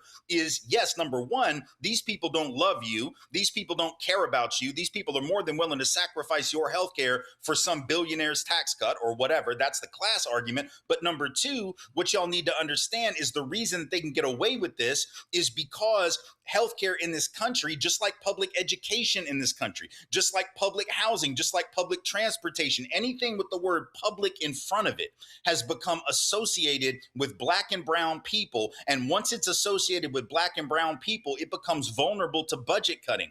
And so these white folks end up getting hurt because any kind of public good, any kind of collective good, anything done for the good of the community ends up being seen as taking from the producers, quote unquote, the makers, as Mitt Romney once called them, which are seen as white people, and given to others, seen as the takers, as Mitt Romney called them, right, which are seen as black and brown folks. So ironically, these folks end up getting hurt as the collateral damage of racial bias, the assumption that those people will cheat the program so we can't have a lot of public health spending, right? So that's a way to connect the issue of race to the issue of socioeconomics. It's not that we don't talk about socioeconomics, we just have to be connecting those issues. And the problem is rural people end up getting forgotten about in the healthcare debate. Why? Because so much of the debate has been about racially scapegoating Black and brown people in the cities, right?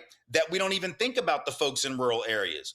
Well, whose fault is that? That's not Black people's fault. That's not brown people's fault. That's the politicians who have spent so much time trying to talk about Somalian fraud, trying to talk about these Medicaid fraud in the cities, Black people taking advantage of the programs that rural people and their needs just aren't even discussed. But that's because politicians are the ones who are scapegoating people in urban areas for all the problems of healthcare, for the problems of safety nets, for the problems of any type of, sort of attempt at public spiritedness at any kind of safety net or so-called welfare program. So I think we go into those areas, but we try to make that connection between the pain that is being felt in a rural community. And this is something that Reverend Jackson used to do. It's funny, when Reverend Jackson died and we had all these retrospectives, it was almost like people forgot. This is the kind of argument that Reverend Jackson was making in 84 and in 88. And everybody, in retrospect, you have people say, Reverend Jackson was such a race man. All he ever talked about was race. And that wasn't true. I remember those campaigns in 84 and 88. And he would go into those farming communities, right? When the farm crisis was hitting in 85 and 84 and 85, 86, he would go into those communities. And this is the argument he would make. He would make these arguments about corporate farms buying up family farms, and he would link the pain that those mostly white farmers were feeling with the pain that Black farmers whose land had been stolen from them, the pain they were feeling. He would link it up with labor union fights in urban areas. He was one of the few people doing that. And yet everybody thought that all he ever talked about was Black folks. And that was so ironic because that was not at all what his politic was. But that just goes to show you how the media spends it. The media acts like all Black folks ever talk about is Black folks, when Black folks actually have the most ecumenical politic of all, talking about everybody's needs, and it's white politicians who ignore Black folks' needs. Yep. Larry and Greg, and I literally. By the way, got I want to 5 say minutes hi to left. Greg. I haven't seen Greg in a Okay. minute. I need to say hi to my he's high school here. friend who I have not seen in a minute. I got the Speaker of the House of Pennsylvania on, so real quick, Larry, then Greg, go. So, thanks for your work. I want to just comment on the relationship between, we talked about anti-Blackness and a descent into authoritarianism for the United States. So that's the quick question I have. Yeah, I mean, I think anti-Blackness is central to authoritarianism, and it's the thing that constantly falls out of the picture when we talk about it. Everybody talks about the descent into authoritarianism or fascism that we're seeing right now, but what we forget is that descent, just like with the overthrow of Reconstruction, that race and anti-Blackness was central to it then, it has been central to it now. That democracy and its opposite, authoritarianism in this country, has never existed separate and apart from the issue of race and anti-Blackness. It has always been the canary in the coal mine. It has always been the cutting edge of that descent into authoritarianism. It has always been the first thing that happens, the first community that gets sacrificed. If you look at history, every time you see the word compromise in front of a policy, right? Whether we're talking about the Compromise of 1877, whether we're talking about the Missouri Compromise, whether we're talking about, you just look at any kind of thing that says compromise, whose interests are usually getting compromised at the end of that, sentence, at the end of that policy. It's usually Black folks who are getting compromised, right? Their interests, their needs are being the ones that are getting the 3/5 compromise, right? Whose interests are getting compromised. So every time that we move away from democracy, typically, traditionally, the interests that are being compromised are going to be those of Black people. And so right now, when we talk about the movement away from democracy, we see what the Supreme Court has just done in the Calais decision. We see what the Supreme Court has done with the revocation of temporary protected status. Look at who that is disproportionately affecting. Look at the rhetoric that is being used in that decision. You see over and over and over again in court decisions and legislative actions and executive orders from the president that as we move into a more autocratic administration, an autocratic future, that almost every single one of those decisions is rooted in anti-Black animus. And yet the Supreme Court does nothing about it. In fact, you have Samuel Alito saying, even with the rhetoric aimed at Haitians that is clearly racist, you have a Samuel Alito saying, well, that's not obviously racist, it's just heated rhetoric. So what the Supreme Court has now said is that it's racist to do anything to increase the number of Black students in colleges and universities. It's racist to increase the Black political power by refusing to dilute their vote, but it's not racist to call Haiti a shithole nation and to say that Haitians are eating animals and that they are dirty and poisoning the blood of the country. That's the kind of rhetoric that is now normalized by the Supreme Court. And that is the kind of descent into authoritarianism that we're seeing right now. There's a reason that the attacks on voting after 2020, right? Where were the places they were investigating? Atlanta, Philadelphia, Detroit. Why? We know why. We know why they were focusing on those communities. We know why they were going after those areas. We know why all the attempts to crack down on quote unquote voter fraud are focusing on Black communities. We understand that, right? Because those are the areas that they are essentially saying, these are the people we don't want voting. These are the people that are not legitimate voters. These are, there's a reason that North Carolina, when they set out to introduce voter ID initially, according to the courts, they targeted Black voters, according to the opinion of the court, with laser-like precision, literally asking for information on what kinds of voter ID did Black people have less than other forms of ID, because that was the kind of ID they wanted to require. Right. The kind of ID that Black people didn't have was the one they were gonna require, right? So you can see the kind of deliberate way in which anti-Blackness is at the core of this. Greg Carr. Thank you, Roland. It's always good to see you, Tim, man. We rep in Nashville. But I'm going to ask you very quickly, just a quick question. As it relates to the country, I don't think this is a nation. It's a country with a lot of different nations in it. And Gary Chambers would say, organize the people who are unorganized and maybe pay less attention to try to recruit some of these folks who have clearly seen themselves as outside of the circle. My question to you is about style, message and messenger, how it works, whether it be Zoran Mamdani or we see Malak Kiros in Colorado, Chris Rabb in Pennsylvania and so forth. Yeah. Thinking about John Ossoff in Georgia, he seems to have struck the right chord. I don't know if you saw him going after Jared Kushner a couple of days ago. Any thoughts on how perhaps the messenger meets with the substance and maybe distinguish between somebody like John Ossoff in Georgia and maybe James Tallarico in Texas in terms of trying to perfect a message that will bring enough people together who haven't been organized to do that work? And finally, I would say the revolt is going to come from the provinces. I think we too often take a bird's eye view of the United States as if all these people think alike. There are a lot of white people who don't think like those white folks, and a lot of Black people who are just unorganized, and some who think like Trump thinks. Now, he's an avatar. Where does style fit in this? Yeah, no, I think you're absolutely right. I got about 9. Tim, 1 second. Yeah. Tim, I got about 90 seconds because I got to get to the Speaker of Pennsylvania. Go. Gotcha. No, I think you're right. I think it does matter. And I think Ossoff and Tallarico have a style that certainly appeals to a lot of folks that need to be brought into the discussion. I think style is going to matter differently in different places. And I think we have to be open to the fact that in certain communities, one style is going to work. In other communities, other styles are going to work. I don't think we can dictate that from above. I think there's some places that are going to respond to a Tallarico and an Ossoff. Other places going to respond to someone maybe a bit different.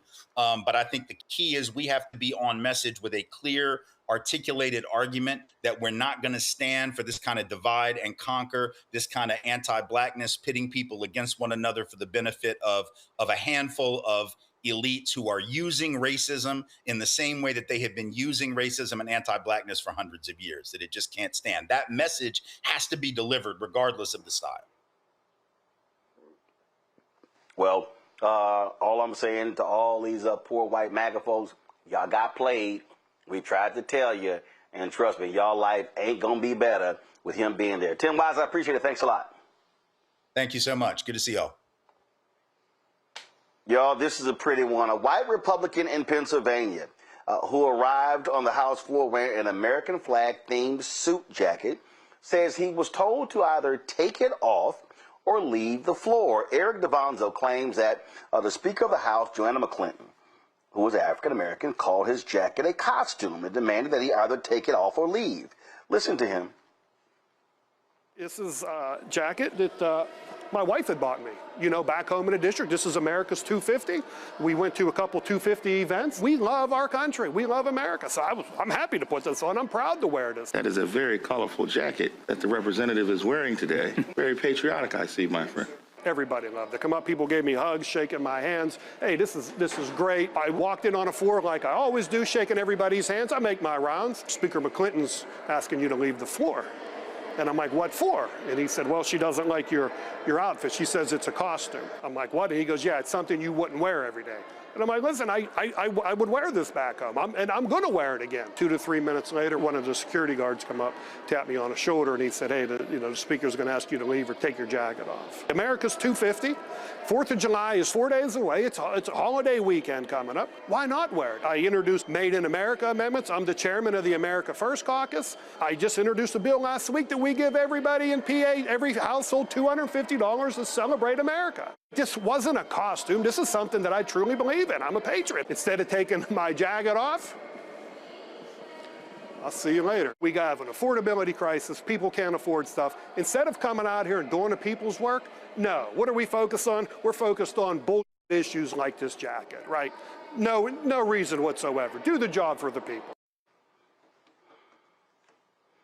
Well, Speaker McClinton joins us right now. Glad to have you here on Roland Martin Unfiltered. He's really in his feelings. What happened here? He's in his feelings, and it's good to be here. Happy birthday to the great nation we call home, Roland. It is not uncommon for my colleagues on both sides of the aisle from time to time, depending on what's happening in the calendar, to kind of push the envelope and say, hey, I'm going to be funny. I'm going to wear this on the floor of the House. Now, here's the thing. I am the elected Speaker of the House, but I am not in charge of what folks are doing in their office, the hallways, in the front steps of the Capitol, certainly not in their districts. But when we are on the floor of the House, just like every other great job in this great nation, there is a dress code, Roland. And my colleague knows that that was not a part of the dress code. In fact, it's not in the regular men's suit sections in any store that sells work clothes. And he wants to celebrate. We all want to celebrate. I'm going to be out in Philly on Saturday. The country was born here. What you talking about? America first. I'm all about it.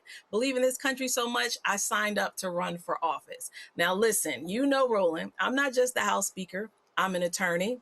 I'm a preacher, and I hold the line for integrity and in following the rules. And in fact, it was many speakers before me that decided in Harrisburg that our state House floor is not for jokes, games, laughing moments, running out to the press. If you ask me, Roland, this seems like it was all planned, all strategic, and just another distraction. Because what we should have been doing on July the 1st is working on the state budget. But that gentleman, state senator, who's the president of our state Senate, dismissed the state Senate. There were Senate Republicans left early, and we have no state budget. So we are in a stalemate in Harrisburg yet again. But somehow his jacket that he has worn to appropriate events in his community, knowing that it wasn't supposed to be on the House floor because members on my side of the aisle in October, they show up with Minnie Mouse hats and they have to be told also, this is not a game. You're on the floor to change the law. You are here. You're going to be dressed appropriately. But we see every now and again, there's another MAGA distraction where folks are not complying. And we just listen to everybody on your broadcast talking about anti-racism. I won't go too far and want to exactly know why this was all set up and how you just conveniently run into a camera crew right outside of the floor of the House where that clip was taped. But you tell me what you think. So perfect example. So let's say the Eagles or the Steelers win the Super Bowl, and a member decides to wear a jersey onto the floor. Can they? No, they cannot. And a member from Philadelphia who shares the same Democratic Party as me did that last year when we had our trophies on the floor of the House. And that member was told immediately by the same sergeant at arms, you must take that jersey off. And this member in front of you did not have on red that day, did not have on red, white, and blue. I had on green, but it's a woman's suit. It did not say Eagles on it. It did not have Jalen Hurts' face on it. And we would have liked to done all those things. But guess what? I set the example by following the rules. And I'm up there on the microphone, go Birds, but I didn't show up. I have an Eagles jersey that says speaker on the back of it. I didn't wear it to the floor of the House, but I had it on in my office. And I thought these are the folk who love law and order and follow the rules. Well, that's what it's supposed to be. But, you know, from the White House down to the State House, folks are just creating distractions, breaking the rules, creating headlines. I don't want to call it fake news, but the truth of the matter is we have real work we should be focused on. We have real policy we should be handling. We need to do the state's budget. His state senator from Westmoreland County, where he lives, has not come back to the Senate. She has not called them back in to vote. We do not have any report for the taxpayers that have sent us over $50 billion that we will soon appropriate on how that money will be spent. But once again, this was a manufactured distraction, and it is unfortunate that anyone would question not only my integrity, but my loyalty to this nation. Well, I am going to ask you this here. It is another sports related, because I'm about to discuss it next with my panel here. And so obviously you are elated that a certain Jaylen Brown is now playing for Philadelphia. Yes, sir. Yes, sir. My beloved Sixers got as far as we could, but New York showed us up and they went on to win. Shout out to the New York Knicks, Knicks in 5. They took care of business, but we needed some added help, and I'm so excited he's coming to Philly. All right, then. Well, we appreciate you joining us. Enjoy the holidays and be well. Thanks a lot. You too. All right, then, y'all. Boy, these folk love when they love flag stuff. All right, real quick with our panel here. Y'all heard me mention Jaylen Brown's been traded from the Boston Celtics to the Philadelphia 76ers. The trade was to be finalized on Monday, but he's already announced in the statement he's leaving. But here's what's real interesting. I can't wait to get the panel weighed on this here. Colin Cowherd said this here, quote, I had 2 NBA sources, 2 people in the league, one an executive, one a scout, say that Jaylen Brown has, it's a disease. He suddenly thinks he's the smartest guy in every room he's in. You make a lot of money, suddenly you're absolutely sure you don't want to listen to your bosses, you don't want to listen to consultants, you don't want to listen to teammates. See, Larry, they really hate athletes who are brainiacs. And Jaylen Brown, that is an absolute smart brother. They hated the fact that he never signed an agent, negotiated his own deals. They hate the stuff that he's doing. And so that's what they really can't stand. They really can't stand a truly free black man. Yeah, Roland, so let's get this out front. I'm from Philly, so I'm super excited about this trade. But that to the side. Yeah, because y'all team is trash. Because your team is trash. You need the help. He's back. We okay now. We good now. We good. Don't worry about it. Let's not talk about last season. Let's talk about what we're going to do this season with Jaylen Brown. All right, so I saw the comment and watched it from Kyle Hurd. This is not the first time he's made ridiculous comments. He's talked about other black players in Philadelphia like Jalen Hurts, Super Bowl winning MVP. So we've been talking about anti-blackness here, and this is also anti-intellectualism. We know as black men who are successful that black men who stand up for themselves, who can talk about social, political, economic issues, and it makes certain populations uncomfortable.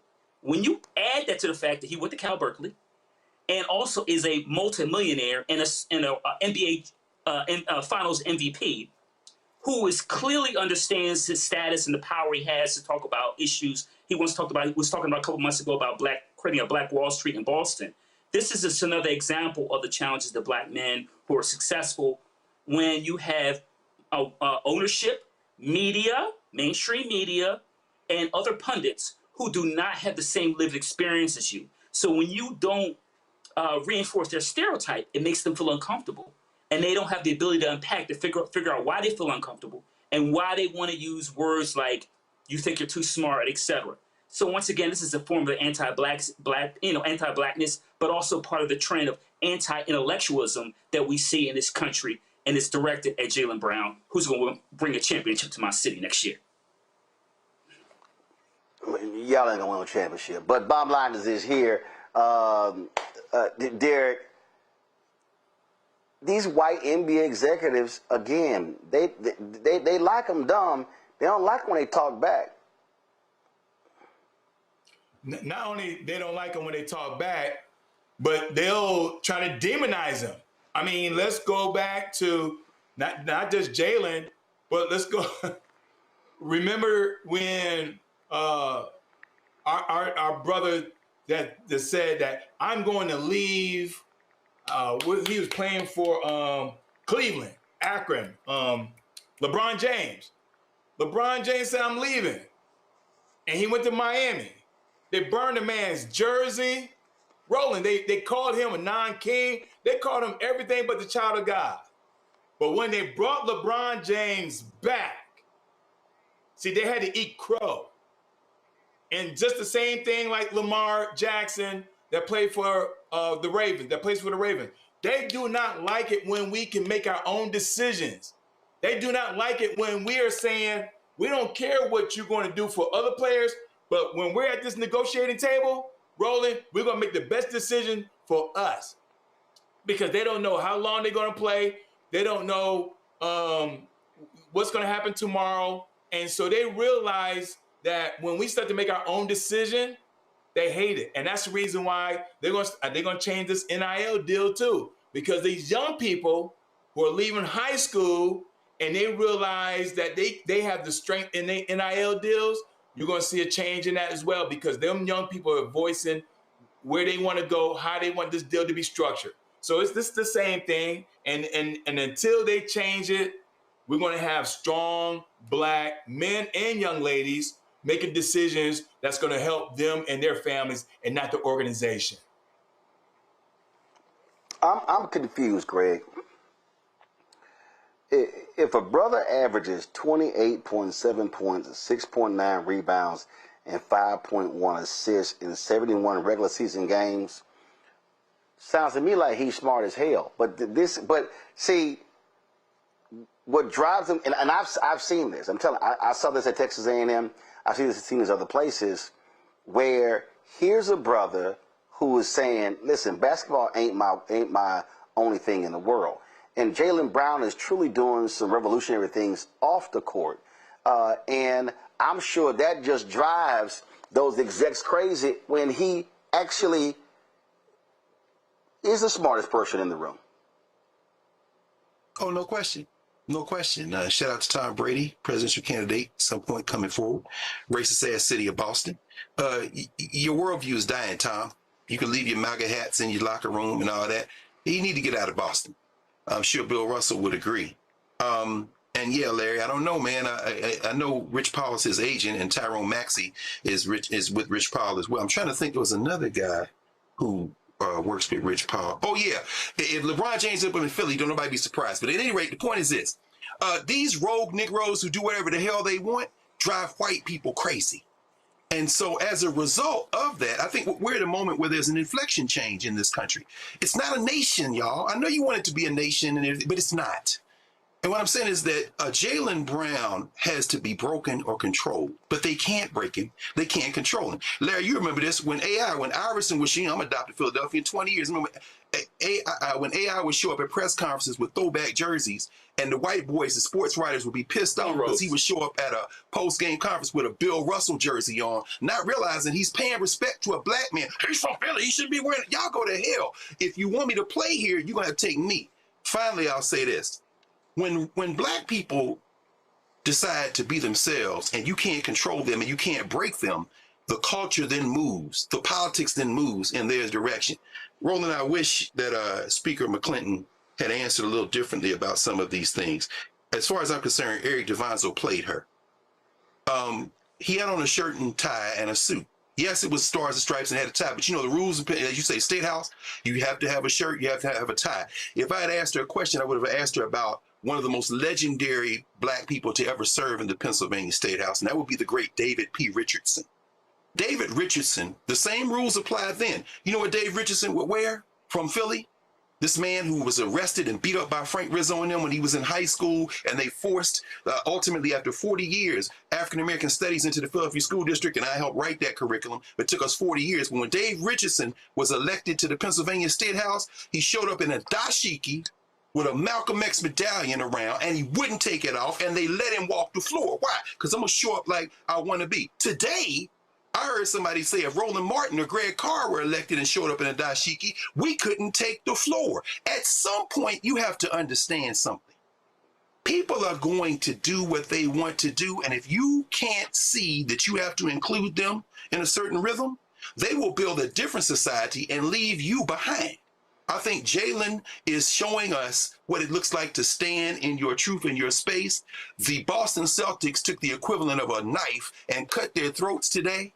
And whether it be wearing African clothes, and I'm never wearing a tie again if I can help it, or marshaling your talents and taking them somewhere that's going to embrace you with both hands like Philadelphia, at some point we're going to have to make a stance. So anyway, in the spirit of David P. Richardson, I just wish the speaker wouldn't have allowed that white nationalist to play her with such a distraction, the kind of minor thing. But yeah, shout out to Jaden. Do want to get this in, folks. An Orleans Parish grand jury has indicted Louisiana's Attorney General. That's right. The indictment claims that Liz Muriel intimidated New Orleans city officials, including Mayor Helena Marino, threatening to remove them from office under the state's usurper law. The threats were in response to the city council's approval of a new measure to hold an election for the city's new clerk of court position created by the legislature. The legislature created the position to block Calvin Duncan, a black man, from assuming his duly elected position as clerk of criminal court. Morrell says she had no confirmation of any investigation and had never received notice from anybody. The official charges of the indictment have not yet been released. Well, first of all, let's be real clear. They're sitting here, so she's claiming she didn't know. Well, hell, your dumb ass, the Attorney General, you should know grand jury indictments are secret. So how is it that you didn't know that? And remember, she sent the letter, and the mayor responded. Here's the deal: an arrest warrant has been issued. A $400,000 bond has actually been set, and that's $25,000. So she got hit with a 16-count felony indictment by this grand jury. Oh my goodness. I love this here. And this is the NOLA.com story. It says that while the special counsel Lori White was speaking to reporters, she believed that Morrell's attorneys had already arrived at the courthouse, could not say when Morrell will be processed. They ain't playing. They were like, okay, FAFO, Attorney General. It's incredulous for her not to know as the Attorney General. She is the chief cop, Roland. How is it that you don't know? Well, she doesn't know because they continue to put unqualified, unfit individuals in these constitutional offices. And it's costing... Well, no. She didn't know. No. She didn't know the grand jury is considering this. But of course you don't know the grand jury is considering this because it's a grand jury. It's secret for a reason. It's right. It's sealed. She should know that. She should know that it's sealed. Right? And all I'm saying is for her to go down this path and the amount of tax dollars is costing is just incredulous to me. Well, the thing here, Larry, how much is the lawsuit, again, Did it say how much the lawsuit? Again. Well, no. It's not a lawsuit.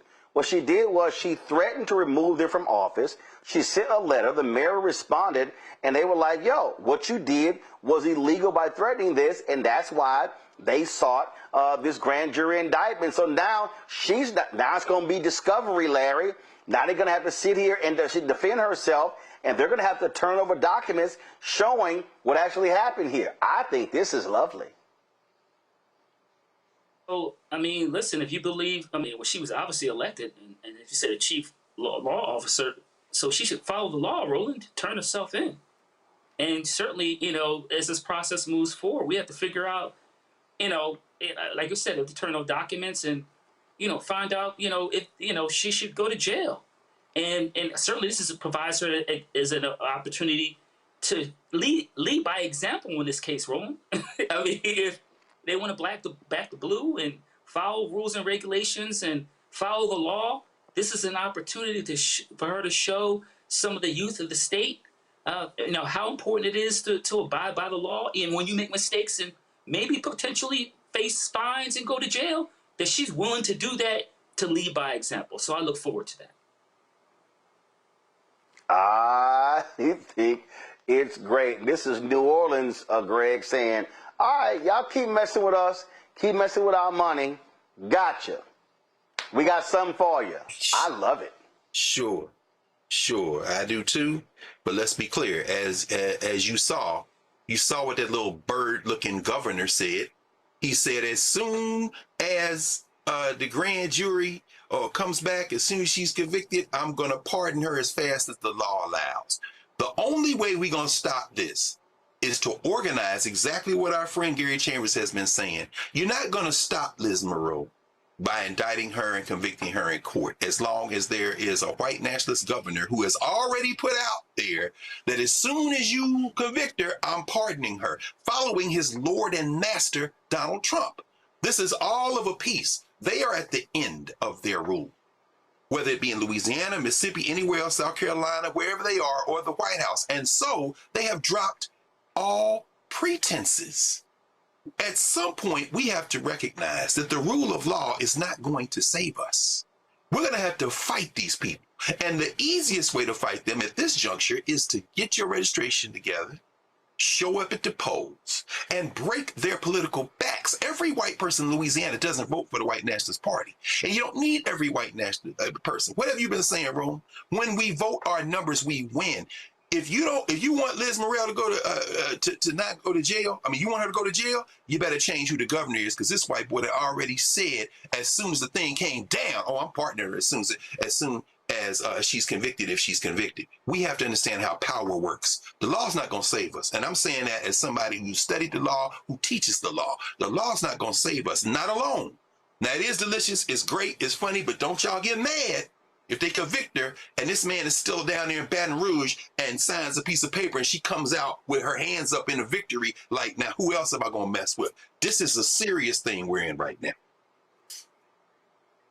Indeed. All right, folks, that is it for us. Let me thank Larry. Let me thank Derek. Let me thank Greg, my Alpha brothers, for being here on today's show. I certainly appreciate it. Thank you so very much. Hope y'all enjoy the holidays. And have a good one, folks. That is it for us. Coming up after this show, what does the 4th of July mean to the slave? That amazing speech by Frederick Douglass. We had an all-star group of people who read that, and so we're going to share that with you. Don't forget, so we're not going to have a show tomorrow. We're going to have other content that we're going to be airing on tomorrow. So I gave the folks the day off, but I'll be back live on Monday, back in our Black Star Network studios. Folks, support the work that we do. Join our Bring the Funk fan club. If you want to contribute via Cash App, use the Stripe QR code. You see it right here on the screen. Also, that's for credit cards. If you're listening, go to blackstarnetwork.com for details on how to donate. If you want to do a check and money order, make it out to Roland Martin Unfiltered. Send to P.O. Box 57196, Washington, D.C. 20037-0196. PayPal's R Martin Unfiltered, Venmo RM Unfiltered, Zelle, Roland at RolandSMartin.com, Roland at RolandMartinUnfiltered.com. Download the Black Star Network app, Apple phone, Android phone, Apple TV, Android TV, Roku, Amazon Fire TV, Samsung Smart TV. Be sure to get our Roland Martin Unfiltered swag. Hats, T-shirts, hoodies, all that good stuff. Go to shopblackstarnetwork.com, and while you're there, check out our marketplace. More than 50 black-owned businesses on our marketplace. All fantastic products. Everything you see right here in our studio. All of these products available at shopblackstarnetwork.com. Folks, be sure to download the app Fan Base. Follow me at Roland S. Martin. You can check us out there. All right, y'all. That's it. Y'all enjoy the holiday weekend. I will see y'all Monday right here, Roland Martin Unfiltered on the Black Star Network. Holla!